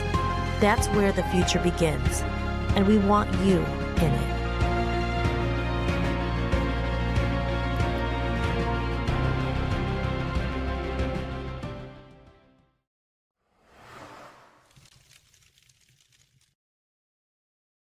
Oh, there, I'm off mute now. Welcome back. All right. So it's very weird, doing this podcast here. This is my first podcast, my first episode of Hollis-tics, and it's a bit of a trial, as I don't think it's on YouTube or Facebook. It's supposed to be, but we'll re-air this. But yeah, so I think it's appropriately fitting, the first episode. And I'm looking in the camera right now, so I'm trying to look at you, if there's people out there. And if there's not, even though, as I said, Dan, my husband, I love you. And he does 6-hour shows. And I've done a few live streams like on Rumble and stuff, but, it wasn't my own show. It was just a live stream, but this is my show now, as you can see up there, Hollis-tics. And I just talked, if maybe there was people watching or whatever. It's actually harder than you think. You're up here all of a sudden, like, I do not get nervous. And then all of a sudden you're like, is anyone watching? Is anyone chatting? Do you have any followers? Is anyone looking? And then you realize you're programmed to think this. It's just like what I said in that video we just put on, right? It's like followers, social media, original thought. There, all of these things, original thought, free thinking. Like, we don't have that anymore. It's like, some people do, but there's not, it's like almost you have to be told who to follow. Even, as I said, stepping back out and getting back active on my social media. I hate social media. I hate it. I hate it. I hate it. I wonder if anyone else feels that way. We have to train ourselves not to look at it when we wake up in the morning. It's going to put you in a bad mood if you don't have followers. Who told us, like, who designed this? Well, if you watch Dan's show, he'll really break down who did design this, and that this has been a long design or scheme for many, many, many years, and they're quite good at what they do. So here we are on the brink of the end of humanity, which is what this episode is going to be called, the Reconnection Movement, the end of humanity. But we're here. That's why I did this. It is, you're putting yourself out there. And I find myself too, like, is anyone watching? You don't see any comments. God forbid anyone leaves a tip. That's a tip right there. It's an animation, and you could see the coins drop. So let's try it out and see if it's not broken. But, I find myself now, when I'm putting out my music on the Instagram or the TikTok or the Facebook or the YouTube, and you put it out and you're like, did anyone see the video? Did anyone look? And I made a video last week and talking about this. It's actually on my YouTube if you want to look at it. It's called Musicians versus Machines. And it's it's all this subject. But I put that out there because last year I did a Patreon campaign. Now, if you know what that is, it's like a Kickstarter, or like a buy me a coffee or whatever. It's where you ask for subscriptions. And the reason I did that was I was like, well, I'm going to try again, because when about 10 years ago, when I was in my first band, the Love Zombies, my band that I started, I poured my soul into that band. It all went to shit. But 10 years ago, again, a long time, right when I wrote the Reconnection Movement, we raised a lot of money on a crowdfunder. It was called what was it called? Pledge Campaign, and that was in the UK. And it was a different time back then. And we had asked people to pre-order the CD. Like, so this was CDs. God, I sound so old. This was CDs back then. But it was like pre-order the CDs, pre-order the merchandise, and the fans would pay, and then we would get that money and we would be able to make the record. And we did do that. And we were able to raise a lot of money. Like $25,000 we raised, I think, our first one, and we did a second one, and it was like over $10,000. I mean, that kind of money now for an artist to raise, I thought that's pretty good, but we wouldn't have the best guidance, and we ended up not spending it wisely. And then we had no money left to promote and this and that. And let's just say you live and learn. And that's where the comedy of errors came from. A lot of that learning. What can you do? You have to laugh. You kind of have to laugh at yourself in your life. Otherwise, what will you do? You'll cry and you'll get depressed and down. And that's the game. They want you to be depressed and down and hating yourself and hopeless. And oh my gosh, it's never going to work again. And so not 2 years ago, about a year and a half ago, I did a Patreon campaign. And that was same kind of thing where you do the behind the scenes. And I was like, I'm going to reach out to my fans to try to make money again, because I had already recorded my album and I had paid for it myself. So this time I was like, I don't need money for that, but I want to show the whole behind the scenes journey. And I was like building Passion Productions, which is what I still did that. It was a production company, and I was going to show the behind the scenes. And I ended up putting it out there. And a lot of people, not a lot, but I don't know, maybe 20 people signed up for it, but no one paid. And I think there was one paying member, and Dan paid. And I was like, well, expected him to pay. It doesn't really count, but thank you. But I had one paying member, and I remember thinking it wasn't even like, I was like, I'm not going to be able to have time to do this. This takes so much time. It takes so much time to edit videos. It takes so much time to record content, to put it out there, to make graphics, and then it takes time to pay for it. And you have to go be working jobs so you could pay for it. I'm like, I just felt very negative at the time. And I remember getting really kind of down on myself. And I was like, oh, no one cares about music. No one cares about me. Like, just like, oh, I guess no one cares anymore. Not realizing or putting two and two together that it's just a different time now. I mean, everybody and their mother and their brother and their dog and their cat. And I said this in my other video. They're asking for money or subscription or follow me. I need, follow me, and I need your money for this or that. And I get it. Okay, it's fine. It's great. Right now they say TikTok and YouTube, that's where you need to be. That's where you're going to have millions of people. You're exposed to billions. It sounds great, right? Oh, you're exposed to billions. You'll get discovered on YouTube or TikTok, and there's billions of people out there just waiting for your music and waiting to discover you and all that stuff. And it's just like, that's the problem. Everybody's an entertainer now. Everybody's a freaking star in the dope show. That's what this guy, I know Marilyn Manson said that, obviously, but my friend Mike, I talked to in a long time, he messaged, he was going through the same thing. He's like, I spent hours and time and videos, and you'll put it out and no one will even see it because there's millions of people out there and billions of people, and they're all competing to be seen. And everybody's a star in the dope show, aren't they? Everybody wants to be a star. That's the funny thing this time, I was younger. I was a lot younger when I started this journey. I think we're all young and we dream the lure and the grand illusion of fame and fortune. And, it's not really our fault because we're told that's what you have to strive for in life, right? You want to be a star. You need to be famous. You need to get money. Not everybody, wants that, but a lot of people do. I think a lot of people do because they want to get out of the shit world if you're not one, if you don't have the money, if you don't have the power, if you're not a celebrity, right? No one wants to, everyone wants the quick fix, you know? Well, I will say, I lived in Hollywood. I've been there. I saw it, played the game, and it's not fun. It sucks. So I think the point is saying nobody gets out, right, nobody gets out alive, right? But nobody, I don't think you can escape. You can't escape yourself. You can't escape the darkness. You kind of have to, I don't know if that's the right word, but yeah, you can't escape. It comes for you if you don't look at yourself and if you don't find happiness and meaning inside. And I think that's ties in back to my dryer is going crazy there. That ties back into what I'm saying, the search for meaning for life and what is this all about? And especially the social media now and the takeover with AI. And it's constantly making us distracted. We're distracted. We don't remember who we are, right? That's a line I always say that saying. Said it to myself. I have to tell myself, remember who you are.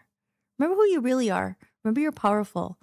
And, you know, when everybody could be in a world where everybody could be a star and followers. I mean, why should anyone follow me? Why should we follow each other? I mean, who made this up? Followers. Literally, Dan sent me earlier. We were talking about it. You know, when I would say, gosh, I look at my Instagram, no one's following me. I have 400 followers. And then I'm like, why would people follow me? I haven't put out content in a long time. You know, you want people to follow you. But I don't know. The whole thing is just, I can't buy my followers. I'm not going to buy followers. I don't want people to follow me if they don't want to. You know, I want people here. I want people to listen to this message. I want people to say, I don't want to follow her. I want to join her. I want to join her in what she's doing. I think this, like what my whole video was just about. I think we need that. I want to join her. I want to join others like her. I want to join her. I don't want to follow her. I'm not out here to be like, oh my God, my ego. I'm the king. I'm the leader. Follow me. Follow me. You know, it's disgusting. People pay for their followers. And I'll read a little bit. And Dan sent me this earlier because sometimes I would say, you know, no one's following me on social media. And then I catch myself. I'm like, it's not even my own thoughts telling me this. Like, oh, you're a loser because you only have 400 followers. How did they get 900,000 followers or 95,000 followers? Oh, they must have cracked the algorithm. You know, it's us, it's humans against the algorithm.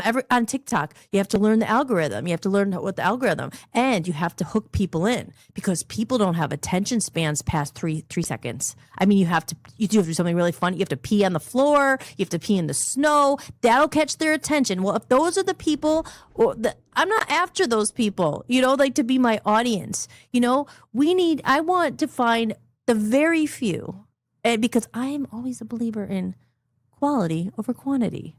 I would rather 10 freaking great fans and friends and partners, not followers, to help me in this mission, to help Dan and I, to help me, to help other musicians who've been screwed over by the industry. I don't want them to follow me. I want them to join me.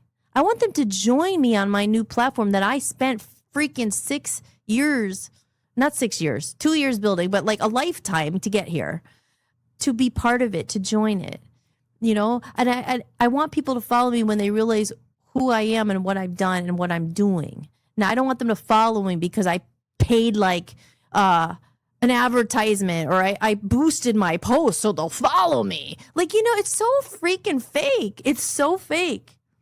But, and I think we said it, let's see. Social media influencers. Okay, so how does social media influencers buy their followers to make themselves look popular? And Grok says that social media influencers and others buy followers through third-party websites, services that specialize in selling fake or low quality. Okay, now but you could go, then it says like how they do it and stuff. So they buy it. So they spend their money. You know, I could buy whatever, 100,000, 100 followers, 50,000, whatever. It's probably all different prices. And then the delivery happens and then they get the bots, the automated fake accounts that, you know, will make the comments. So inactive or low activity accounts, follower farms, incentivize or exchange networks. So they do all this stuff. But why do influencers do it? Influencers. Now, remember, guys, these are the ones we're supposed to follow because they're influencing me. They're influencing us because we can't think for ourselves, right? We have to, who should we like? Who's the algorithm and the bots telling me to follow? right? So why do influencers do it? Why do people do it? The main goal is social proof. A high follower count makes an account appear credible, successful, and worth following or partnering with. Okay, so that's what makes someone look credible when everyone's following them, right? So it doesn't matter really what they're saying, what their content is, what they're actually doing, what they've done for humanity, what they've done for whatever. It's about how many followers they have and how much money they had in their wallets to pay for the followers, right? Because I've never paid for a follower. I don't have the money to pay for followers, and I wouldn't pay for followers. And like I said earlier, I would rather have my 400 followers or 50 followers who actually believe in what I'm saying, who might pick up, their wallet and freaking buy my song instead of download it for free, who might say, you know what, I like what she's doing with the Reconnection Movement. We should band together. Let's support each other. Or I love what they're doing with Voice of the People radio. That must have taken a lot of time. Like, that's something we should all, jump on and bring smart people together. Like, my audience, I don't want to have to pee on camera for someone to follow me. Like, I don't want it. I think that's the thing. It's just like we're just programmed and conditioned. Like, this is what you have to do. This is the only way to break through. And for music too. I've taken a few like courses and things because I thought, oh, well, I'm releasing music myself and I love my music. It's my heart. It's everything. And I want people to hear it, and I just feel like it's so sad because some days I feel like it's going to get lost. It's like a work of art. Now, not just mine. There's other people too. I'm not saying it all like, oh, it's only me. Only I'm good. Not at all. I feel bad for the people who care more about their music and their art and their message and whatever else they're doing, the book they wrote that came from their soul, not from ChatGPT. From their music didn't come from ChatGPT. From what the hell is that thing called? I don't remember. What is it? Sonar or something?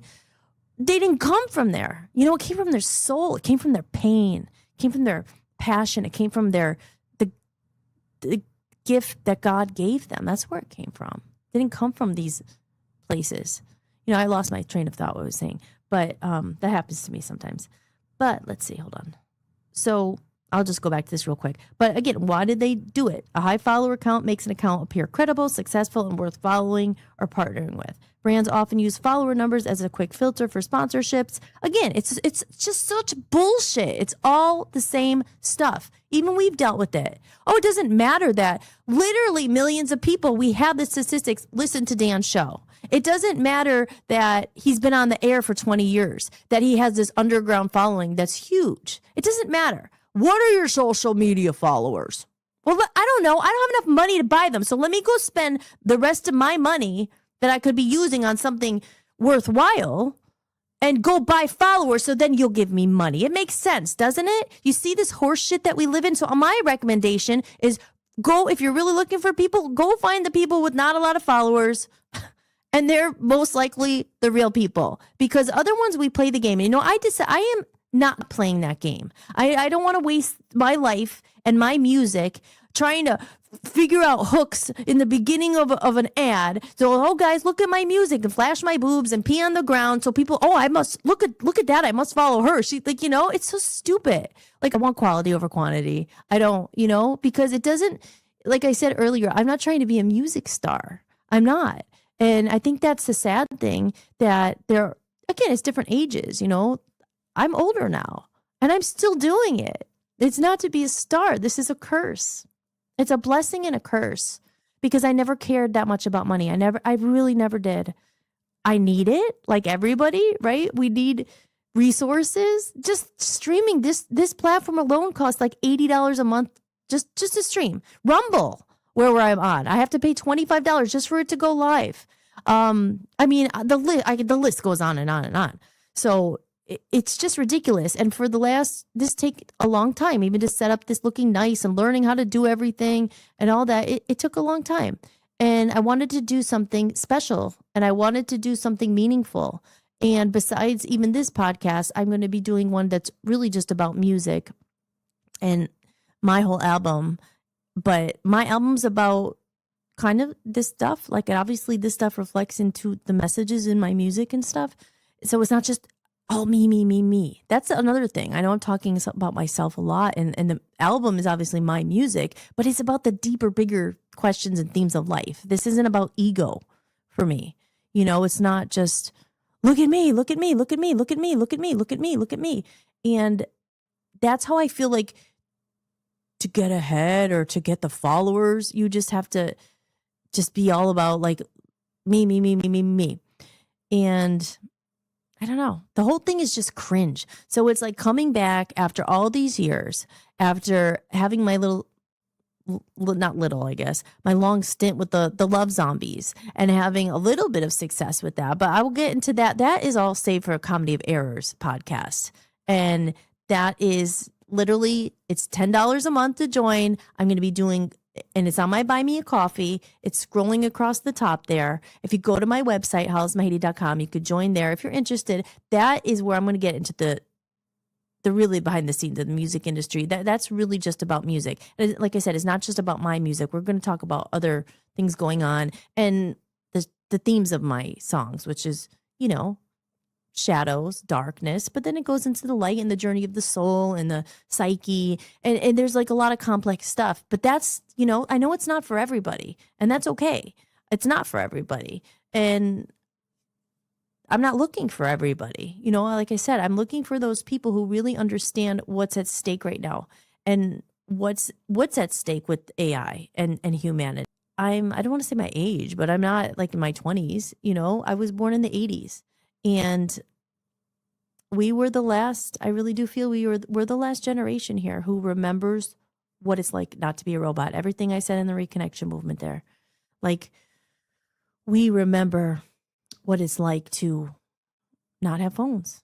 Like when we were, and people who were older than me, they had longer times without phones. So they got used to what it's like to just go out for coffee and not have a phone and just like talk. And then you remember, like when you go home, you have that memory. Like if it was a good time, certain times you remember for a long time, just those meaningful connections that are so few and far between this day and age. We have to fight for them. You know, that's what I think is the main, what's the word? The main message. We have to fight.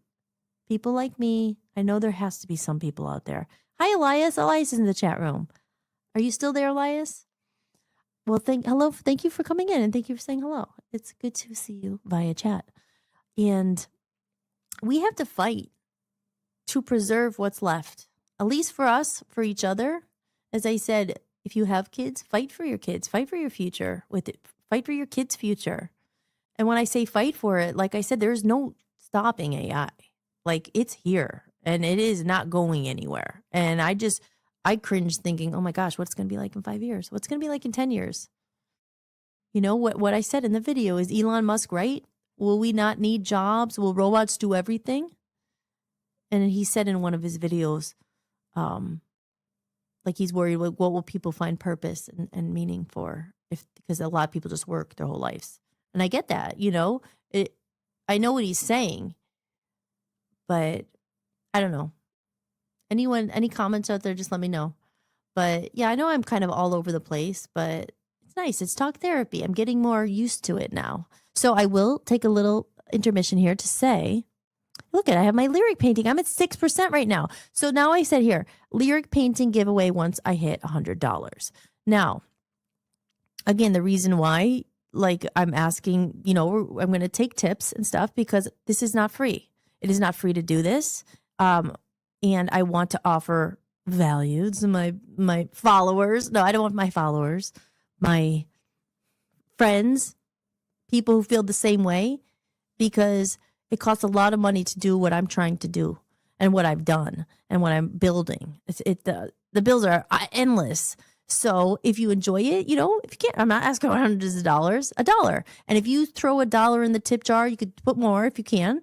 And you enjoying this? If you're enjoying it, thank you. Send something. You know, the little coins will drop it into the cup. And it took me a long time to set that up. So I like to see it work. But I don't know. There's 6% in there now. There was only 1% before. So I didn't see any coins drop. But if anyone did that, I will find out. And I'll thank you. And I thank you very much for that. But my point is saying is once it hits 100, it's $100, I'm going to give a giveaway, and I'll show you what it is right here. Okay, so I made these. Okay, I don't know if you can see them because, oh yeah, okay. See, it's like I have a green screen behind me. It's like cut out. This is so funny. Oh, there we go. Okay, I'll just hold it in front of me. Okay, this one's Hole in Our Hearts. These are hand-painted lyric sheets. This is Edenshire. This is one of my favorite songs too on the album. They're all, I love them. Like, and I'm not even trying to be like, oh, my music's so good. It's just, to me, it's very special. And Edenshire is about finding heaven on earth. And I'll get into that next time. Like I said, A Comedy of Errors, my other podcast, is really all about the music. But I made these about 3 years ago. It was when I was back in Scranton.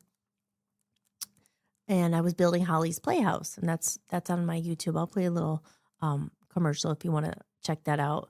That really shows the journey of what happened in 2020 when the coronavirus hit, and I was living in Las Vegas at the time, and they made us non-essential workers. I mean, musicians always are just like, oh, people don't really always take them seriously, and artists and stuff. Oh, that's we were just called non-essential. So it's basically a whole little mini series I made about that.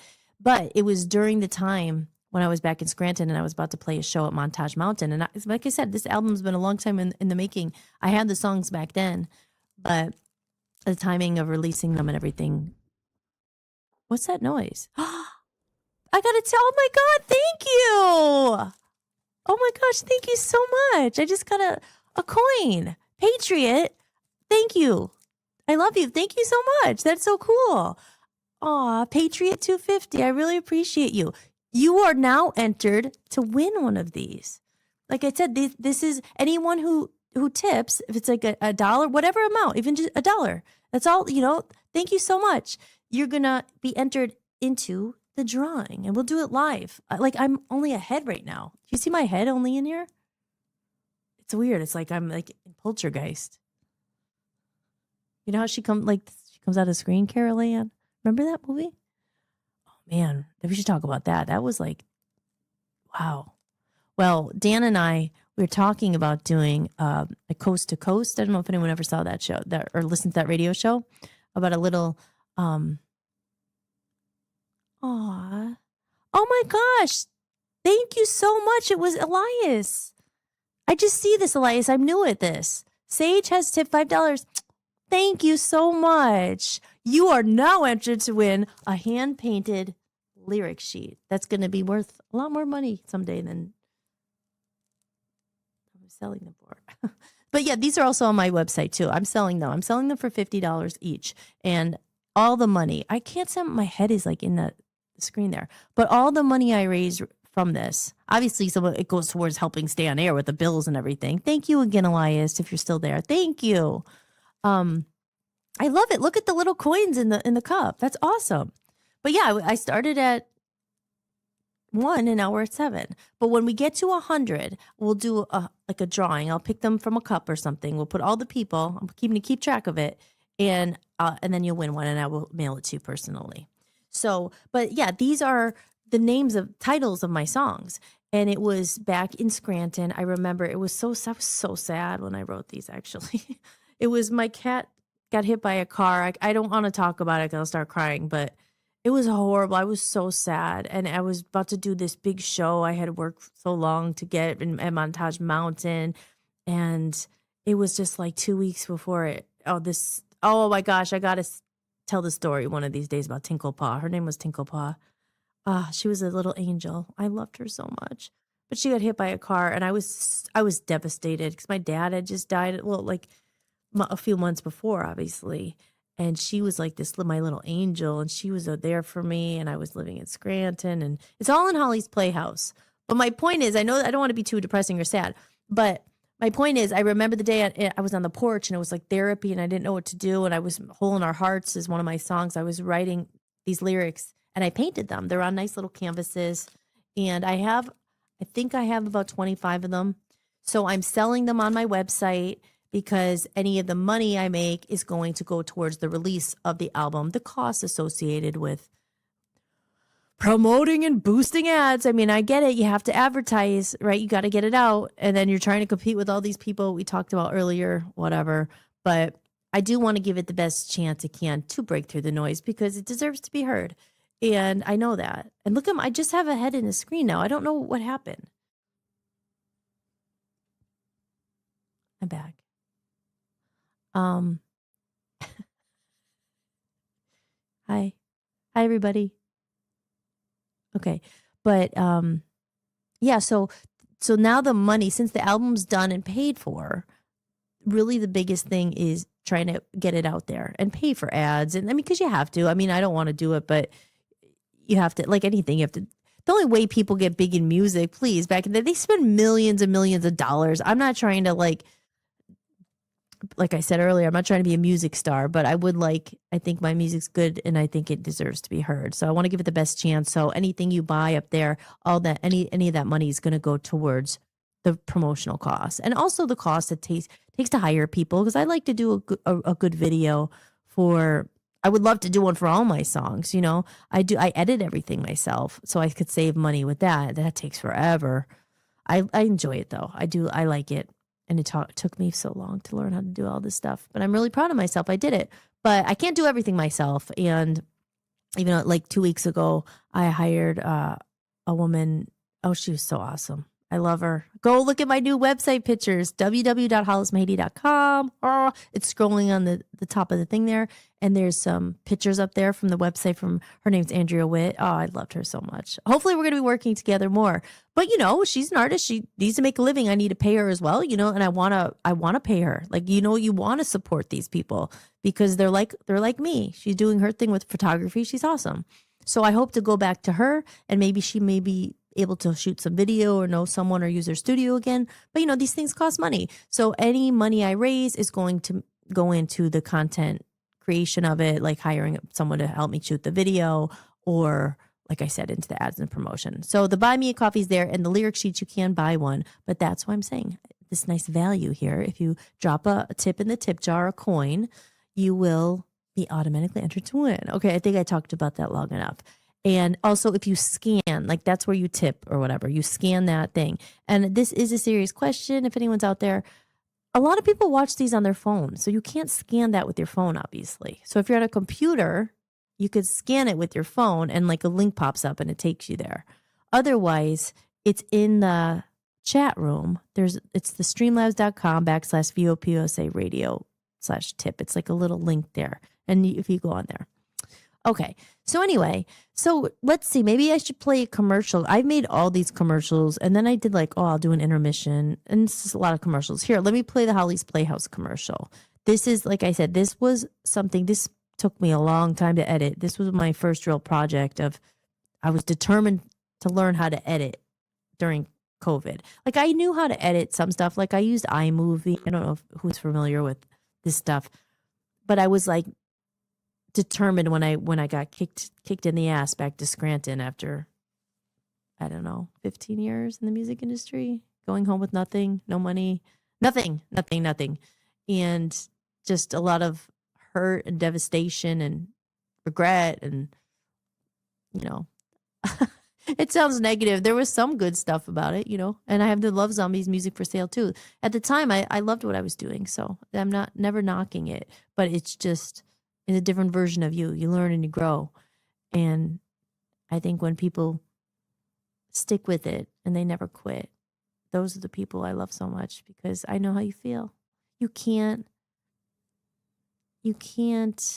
let the songs or maybe it's not songs made for you, maybe something else, whatever it is, your passion. Don't lose the dream. Don't stop. Don't let the music in your heart die. Don't let the songs die. And that's why I fight. So here, this is Hollis Playhouse. I'm going to play this for you. And you can watch this on VOPUSAradio.com. It's free to watch. You just put in your email, and there's 10 episodes there. And it tells a little bit more, you know, about me if you're interested. And why you should follow me. Ooh. Here we go. Holly's Playhouse is a raw, real, and emotionally charged docu-style miniseries following the turbulent journey of me, singer-songwriter Hollis Mahady, who left Scranton, Pennsylvania in 2010 to chase stardom in Hollywood. For nearly a decade, I fought to make my mark in the entertainment industry until 2019, when the world changed overnight. Told through a lens of humor, heartbreak, and hope, this is a deeply personal series that captures the highs and lows of a creative spirit navigating sudden change. If you want to check it out, head over to www.vopusaradio.com. Just go down to the Arts and Entertainment channel and you'll find it there for free to watch. All right, now I'll play the music commercial. Need some new tunes to listen to? Why not try the Hollis Mahady Music Collection?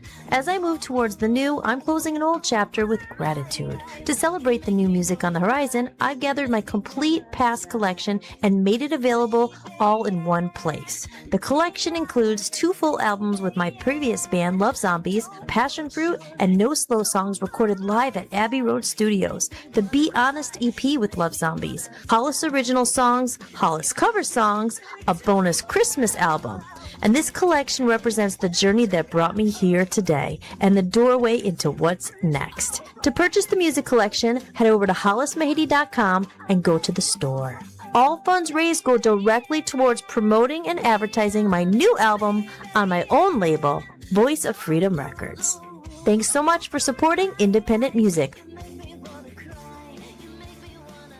All right, and now I will play about the Comedy of Errors podcast, the other one. This is for the music fans. I'm pulling back the curtain to let you in on a truly rare behind-the-scenes experience.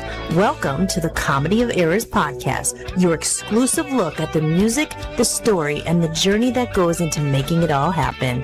This podcast is for those who want to go deeper, explore the themes of life and music, and be part of something truly special. For just $10 a month, you'll get access to this one-of-a-kind community and help support the release and promotion of my new album. If you want in, head over to buymeacoffee.com and become a backstage member. This is the only place I'll be sharing this journey. See it all unfold in real time before it's released to the world. I can't wait to share this with you. All right, so there you go. There's a couple commercials. And like I said, that's why it took a long time. I made all those commercials. It took forever, but now I could, when I'm talking about certain things, I could go to them, but I'm doing everything here myself. And again, I want to say thank you so much again to Patriot 250. I don't know if you're still there. And I just thought about this. Like, if you want to sign up for my email on hollismahady.com, because I want to be able to keep track in case you do win. I hope you come back, because this is my goal, is to do this every night. Maybe not 7 days a week, but 5 days a week, just to I don't know. I have to pick a consistent time and just come and just, talk. But I will need, I guess, the email, because if you win, I would like to send you your lyric sheet if you're the winner. But yeah, I'll just have to figure that out. But I hope you'll come back to the show, because I'm just gonna keep doing it. And just, like I said, this is day one, for many years I was building, but I was also hiding. I talk about masks a lot. And I don't know, at the end of the day, it's fear. Fear of what? Not getting the followers. It's not even the followers, it's failing, or I don't know. Because I always believed in myself, That's why I went out and did all that stuff. I went to Hollywood. I could do it. I could be a star. I always believed in myself. But when you start to peel back the layers of the onion, you start to uncover a lot of messed up stuff inside of you. And I think everybody deals with that. And I think it's very brave for people to look at that. And I think a lot of people don't look at that. It's not fun. But I've always been a believer that my purpose, and maybe not everybody's, and it's certainly not everybody's, my purpose here is to learn and to grow and to evolve and to be better than I was years ago. Or not even better, because you're younger, we blame ourselves, and I did that for a while, beat myself up. Well, I made mistakes like everybody, and you beat yourself up, and we're so mean to ourselves, right? We're mean to ourselves, and we're hard on ourselves, and we didn't know maybe better at the time. Maybe we did, but we make mistakes, and that's what life is about. It's about, this is my 2 cents on it. I think life is really about finding who you are. And it sounds very like cliche, like you're always searching. I was always searching. I'm like, I thought I had to go out. Is this? I sound like it, like freaking like the Wizard of Oz. Like it was with you the whole time, dear, and it was. It's always with you. Let me do a little commercial. 15 show slots are now open on Voice of the People USA radio and television network. With millions of monthly listeners worldwide, VOP USA is accessible on Roku TV, Fire TV, Android TV, the mobile apps, and the web. An alternative to oversaturated, algorithm-driven social media. Our network is the first streaming network backed by creators, not big tech, not special interests. This is true independence. To learn more, visit VOPUSARadio.com. Join the network. Are you liking the music in this show? The music you hear in my videos and during the show is licensed through Epidemic Sound, an amazing platform for creators. If you make videos, podcasts, or content of your own, head over to Hollis-Mahady.com, go to the podcast page, and sign up for a free trial using my link. And if you're just a listener looking for new music, you'll also find my playlist of favorite songs I use in this show. Signing up through my link supports the show and the musicians too. But yeah, there's a lot there. And like I said, this is new, and I got to get into the flow in the routine. I'll never forget. This is my first show. This is cool. I'm so happy. I was saying we're hard on ourselves in life. And I do this too. So trust me, I'm not like preaching, like don't do this, but I know we're hard on ourselves, and we never, or it's less rare to give yourself a break sometimes, and to if you did something, you accomplished something, say congratulations to yourself. I'm really proud of myself. And I used to never, I'm not good. It's not enough. I didn't get that. Whatever. Like I was very hard on myself, ambitious, and like nothing, never good enough. And I have to keep going till I get this. And we're always chasing something outside of ourselves. I think that's where I was before the weird freaking keyboard alien robot. It was the robot was coming. So he came to interrupt me. He came to interrupt the real human. But I know myself, and we're also, I feel conditioned to this. We're always searching outside of ourselves, right? It's always like, oh, that'll make you happy. The job or promotion will make you happy. The wife or the partner will make you happy. And so, yeah, like, I'm not going to lie. Sometimes these things do bring you temporary happiness, but then the relationship goes south and it's like, oh, I want to die, or that you lose your job and your identity's gone. And, these are real things that happen. Like I faced all of them,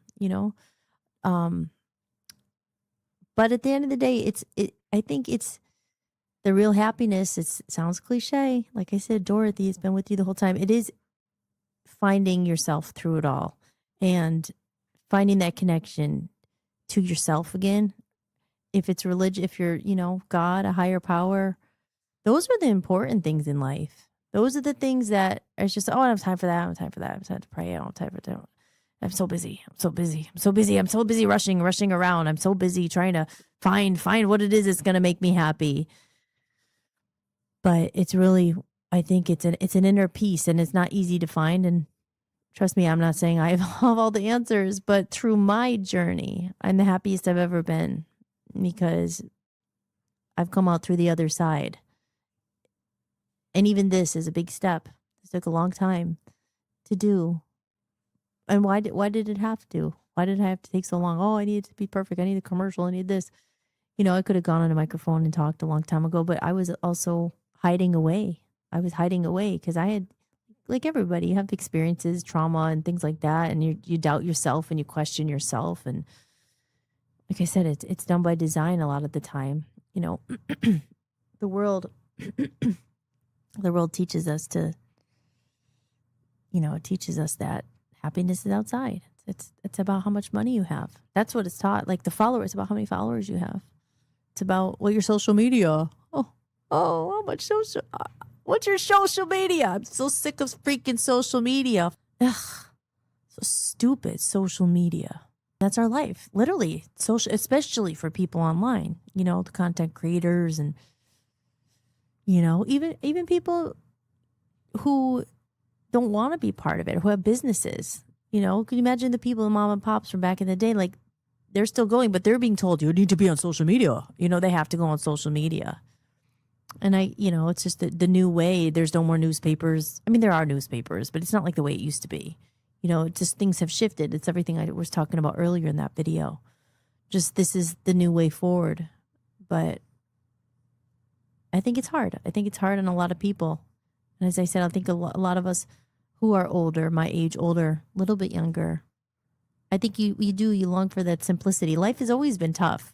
You know, there's hard things you can't escape in life, like, right? When someone dies, I mean, it's awful. It's the worst pain you'll ever feel. You know, I think probably everybody, if you're older, lost someone at this point. You know, losing a pet is just so painful, and then a human, and it's just these are things you can't escape. But now let's throw into robots are going to come and like steal your jobs. Let's throw that into the mix. It's like, what is this? This is a comedy of errors. That's what my album's called, a comedy of errors. And you have to laugh because remember, we are here to have fun.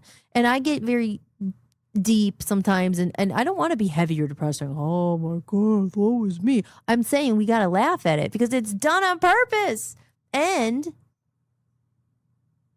if you are angry, the best way to combat it is to live your best life, to be happy, to laugh, you know, to watch whatever it is that makes you happy, to laugh, to not let it destroy you, to not let it beat you down, to not let it make you run away and stay under the covers for the rest of your life because whatever happened to you, whatever it is, you know, because everybody's dealt with some horrible thing that's happened to them or someone they know, you know, whatever it is, from personal trauma, abuse, to getting injured, getting a sickness, losing someone. Everyone's deals with it, you know, and it's hard to escape that sometimes, the sadness of life. But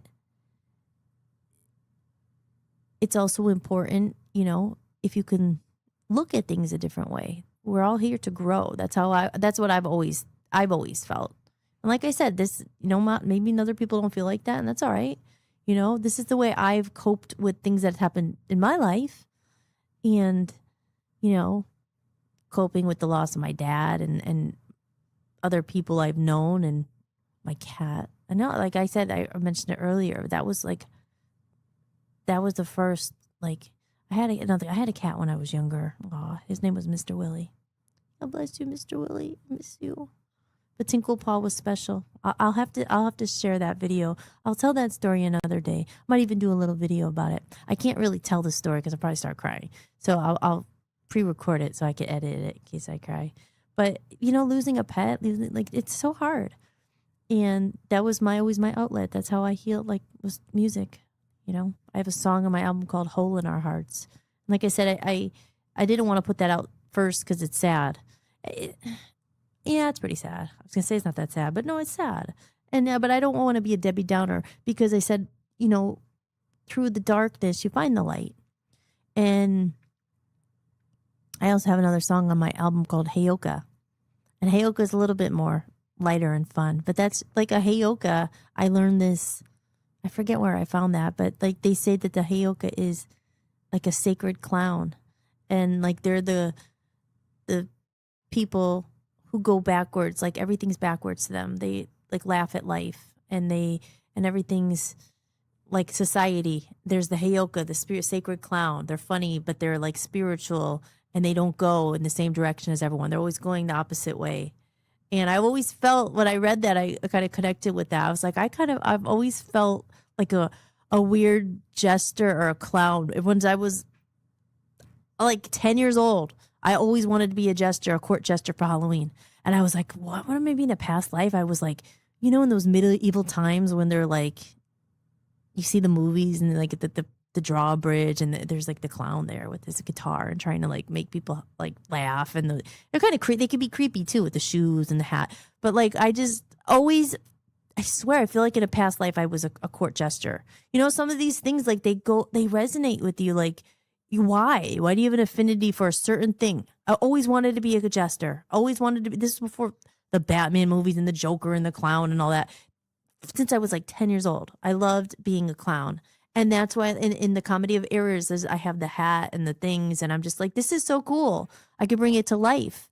And that brings me back to a point where there is good things about, there are good things. I shouldn't say is good things. There are good things about technology and AI. And we get into that another day because there's a lot we could talk about. There are pros and cons. You can't live in the Stone Age and be like, oh, nothing can change. You kind of have to adapt because this is coming. And I also saw something Elon Musk said, and I kind of was like, oh, I don't know. Because he's obviously a genius and all that, but like he thinks he's a pretty deep thinker probably, but he was thinking like, he said something. I wish I could find the video. I don't know how to do all that yet. Bring the video in and show you while I'm talking. There's a way, but we'll figure out that next time. But he was saying something about like, obviously he's in SpaceX and all that, but saying there's such a vast universe out there. That's my background there, the cosmos and everything. We're humans. We're here on this planet having this experience, and things do evolve. So he said he wanted to see like the rest of the consciousness and world and see what we're really here for and conscious. And when he was saying that, I was kind of like, that's kind of cool. That makes sense. But I don't know with Elon Musk. I'm not sure because putting microchips in people's brains and things like that, that's merging man and human. Now, I always said that, I remember reading, I don't know if this is true, and I think it is, when he's putting those microchips in people's heads, I don't know if it's him doing it, but they might help someone see again, if they were blind, or they might help someone walk again if they had a spinal injury and they could never walk, like these brain chips. Now, I mean, that sounds good, right? Like if they're helpful like that, like someone's blind and this thing, they have a surgery and they have the chip and now they could see. I mean, again, I kind of sound dumb here because I don't have all the facts, but like that stuff. So like say, like everything, there's the good and the bad, and everything always comes back down to the humans taking freaking overconsumption, too much of it. Now everything has to be a robot. Like it's just, this is such an important time where it's like up to the people, the real humans who value humanity, who value real connection, who value this enough to say, hey, we got to make some rules here and remember like what humans really are, because it would just be so sad without any more heart in the world. And I think it's already hard to find people who take a minute. Like it means a lot. And I really appreciate it. Even just the Patriot or Elias.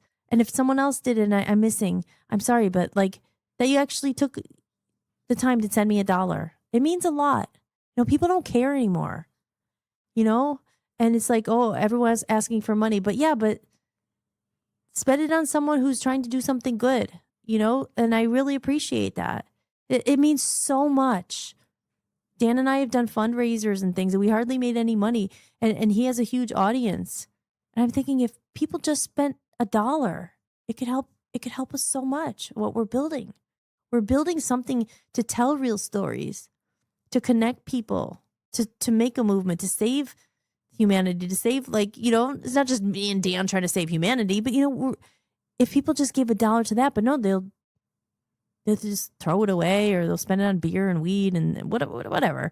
But I'm just saying, it's like, so the fact that if everyone just did $1, it's not about the amount. I always said if people just gave $1, if 1,000 people gave me $1, I could pay for the music studio. I could get the Reconnection things, books out there. I don't know, whatever. It's not just about me, but it's just like, it's like, but again, this is not about money or whatever, about begging for money or anything. It's just the point is, it means a lot. And I think it's even few and far between it. It's even harder, as I was saying earlier, when I did the Patreon campaign. And I was like, well, it's a good theory, right?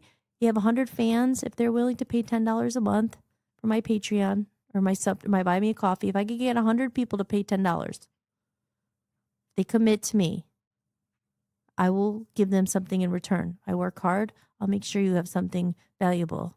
100 people give me that's $1,000 a month. I could pay for my music studio. Music studio costs me $375 a month. All the other stuff. but it's to do something good and to help you too, to give you something for your money. It's not just like a follower on Instagram. Like, just could you go, it's just like, you're paying for something, but because I want to give value, I want to give you something, hope or whatever, connection. I think connection is the biggest thing, and I realized too, when I was editing my videos, I say, a lot, and I try to work on that. I say it so much, you know what I'm saying? I also, when I was trying to pick my outfit for today, I wasn't sure what I should wear, and I had a vest in my closet. And then I realized, like, what are the point of vests?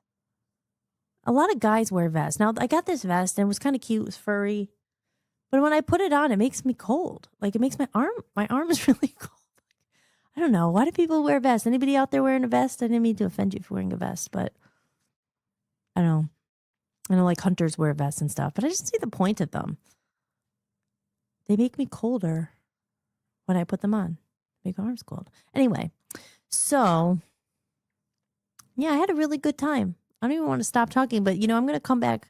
So I have to pick a fixed time slot, and then I got to stick to it and commit. Because I really would like to build a community. And I talked about it a little bit. I'll talk about it more tomorrow or next time about Voice of the People. Voice of the People is something, it's a platform. It's airing right now on the Voice of the People USA Radio and Television Network. And I really, I said I always foresaw things with the Reconnection Movement. I saw things ahead of the time. I know what we're building is very important. And I know it's special. And maybe not a lot of people realize it yet. But I know it's needed. It's going to be really needed because we are making sure the people who come on it get it, and it's like, I want to make sure on the music channel, there's no AI music. And as I said, if you make your videos or your clips in AI and all that, but that's the rule there. I want music.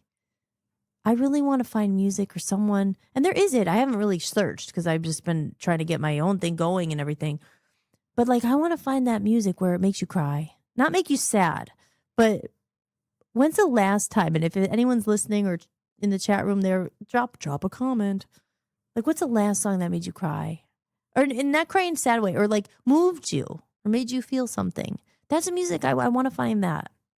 I want to find that, and I want to give that voice and that song or that artist a platform. But we need to help each other, and that's why I spent so long building this. It wasn't just for myself, but I did know that instead of trying to compete in a sea of zillions of people and having to pay the bots and pay the people and pay people to follow me, that was the thing. Even just putting my music out for the first time on Instagram, a couple weeks ago, I got 10 people right away. Oh, I like your music. I'm going to share it. I have 1 million followers or whatever. Not 1 million, but whatever. And I'll just write back, oh, thank you so much. Awesome. I appreciate that. Followed immediately by, okay, here's your price list. If I share it, it's this. You'll guaranteed you'll get likes, guaranteed you'll get followers, engagement. And that's what we're dealing with. That's what I'm up against. That's what a lot of real artists are up against. That's why I'm just saying there has to be another way. I'm not going to do that. I can't. I don't have the time. I don't have the heart. I just feel like the heart to do that. I understand, like I said, advertising budget. Yeah, you have to, anything, you have to pay for ads or something, for people to push it out to see it. But, followers and buying people to, I don't want them. I hope people discover it. I hope that it speaks enough that people say, oh, this is cool. I like this. Or, I want to hear more. Or, I told you, I say, a lot. If I had $1 for every, I'd be rich. I have to pee. But yeah, I'm a late night person. So I think just consistently doing this, we could build this together, guys. We could do it. We could build this together. And we're going to bring all the humans here. And we're going to make something. We're going to fight. Because I fight. I fight for what I believe in and fight for what's important. And yeah. So with that said, I guess I will. It's cool. I see that there's 24 people viewers. I don't know. There's some people in here watching. It's weird because you talk to yourself and you don't, if people aren't commenting, you don't know if anyone's there. And then you're just kind of talking yourself, which that's all right. It's like talk therapy. I do it on Thursday nights with Dan, but there's always like kind of, he's there too. More, he does, it's more the political stuff. But then when I get on, we end up talking about other stuff. Like I think I mentioned the Coast to Coast. I love that radio station. Coast to Coast always talked about like weird things like the angel readings and the Area 51 and the Sasquatch, like we were saying, all that stuff. So we have a radio and television network. So we're going to do something like that late night. But yeah, it just actually just feels it feels good. It feels fun to be back out. So remember the state, guys. Besides the weird little freaking, I don't know what that was. It sounded like that. It went crazy. The robot started attacking me in my soundboard over there. But today, now it's technically the March 15th. Wait, is that like the Ides of March? Isn't it? March 15th. Is that from Julius Caesar or something? The Ides of March. Et tu, Brute.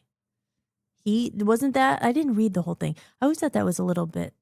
It was Shakespeare. Well, Shakespeare wrote A Comedy of Errors. That's what it's from. Shakespeare's a little hard to read, all that stuff. I know, like, that old English and the way they talked, you had to get the Cliff Notes and translate. But I do remember Et tu, Brute was even you, Brutus, like he stabbed Julius Caesar in the back or the heart. I don't know. I feel dumb because I didn't read the whole thing, but I do remember the gist of it. But yeah, it's hard to come by a good friend too. Loyalty, all these things. These are morals. When someone says they're going to call you back, call them back. We talk about it a lot because Dan's looking for a new job and it's just been a nightmare. People are so freaking mean. They just lie. They just lie to your face. No morals at all. Just who cares? Who cares? Who cares? Who cares? Who cares? Who cares? They say, "Oh, we'll call you back tomorrow." No, either way, we'll let you know. We're gonna, even if you don't get the job, it's not right to do that. They don't call. They don't care. It's like this is what we're fighting for. To have a little bit of that still means something. Morals. I'm not saying I'm like some like, oh, so holy and moral and I haven't made mistakes, of course, but it comes back to you. What you put out comes back. So I don't know, you try to do the right thing. And sometimes you definitely don't get rewarded in this life for doing the right thing, it seems like, right? You try to do the right thing, you end up getting screwed over. What is it? The no good deed goes unpunished, right? That's the problem. But we got to fix it. We got to turn it back around. That the good guy can win. I think that the good guy can win. And I think the good guy in the end will win, But this is what life is. It's a journey. It's a comedy of errors. It's a chat. It's a story. We're all the main character in our story. So we can write a better story. We do have the power to change it. But like I said in the video, we're here to just go through this together and watch this crazy shift of humanity happening and save some of that humanity and whatever, just remind each other that there are some people out there. And I hope you guys find me. And again, thank you so much to Patriot 250 for being here. I don't know if you're still here. Thank you, Elias, for coming in. Thank you, Dan. And everyone else who might be watching, thank you so much. I'm Hollis. And just before I go, I will say, check out my website, hollismahady.com. If you want to join my Buy Me a Coffee community, you could go over there. Like I said, I'm going to be doing my Comedy of Errors podcast. That's all just about music. And that's if you become a Backstage Pass member. And it's $10 a month.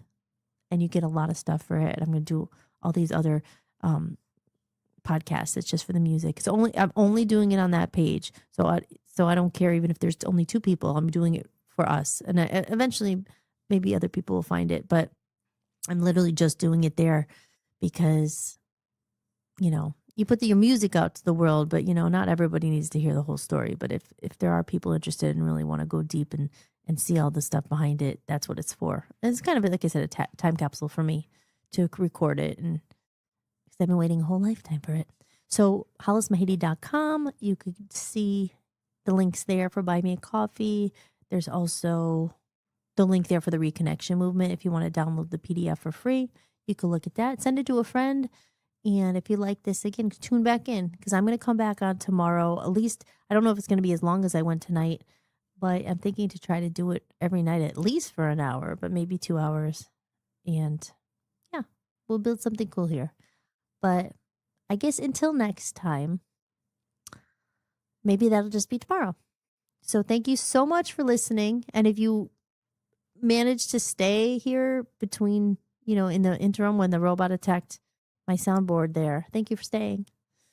And, I don't know. That's it, guys. Okay, so, I'm going to close it. Oh, I love this song. Okay, so I'm closing the show with my outro goodbye video. And it's just saying goodbye. But at the end, there's a song. It's called Lights. And I just think it's such a beautiful song. I love this song. And I will be playing it every show at the end, just like I'll be playing the intro song in the beginning. All right. And if you like the song, that's where I get it, Epidemic Sound. And that's on my website too. So we'll talk more tomorrow. But this has been awesome. It's been a great show. I had a lot of fun. And I can't wait to see what the future holds, because remember, if you're longing for something, create it. If you're needing something, find others like us who are needing it too, and we'll help each other, and we'll get through this crazy journey we call life together. All right? Okay. Thank you so much. I love you, and I will see you tomorrow. Okay, here's the video. Thank you for watching Hollis-tics, hosted by me, Hollis Mahady. If you enjoyed the show, be sure to share it with someone who might need it too. And if you'd like to support the podcast, you can visit buymeacoffee.com/Hollis Mahady. You can make a one-time donation or become a member for just a few dollars a month to get extra podcasts and exclusive behind-the-scenes content you won't find anywhere else. Or simply scan the code on the screen.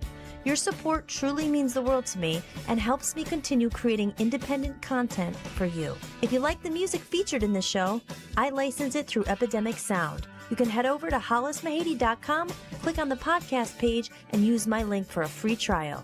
And don't forget to check out VOPUSARadio.com, where I host my music channel and am building a growing community of independent musicians. If you're interested in joining the network, just click Join Network and submit an application. Until next time, remember that you are loved and never alone. From human to human, big hugs. Thank you for being here, and I'll see you next time. Enjoy the outro video. I love this song. Lights shining from the window late at night. I'm just watching someone else's life go by, wishing it was mine. Dreams, everybody has them at the start. Somewhere along the way they fall apart, and it makes it kind of hard to look up at the lights. When the lights go out, everything is clearer. When the lights go out, I could finally see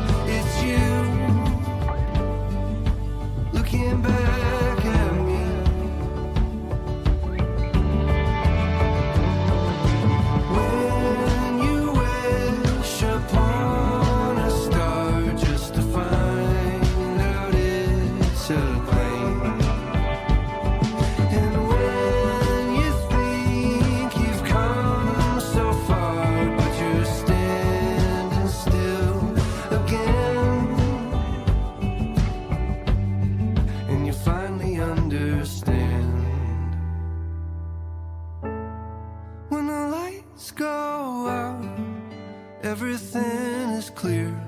When the lights go out, I could finally see. When the lights go out, everything is clearer. When the lights go out, I could finally see what it's all about. Standing in the mirror, when the lights go out, it's you looking back at me.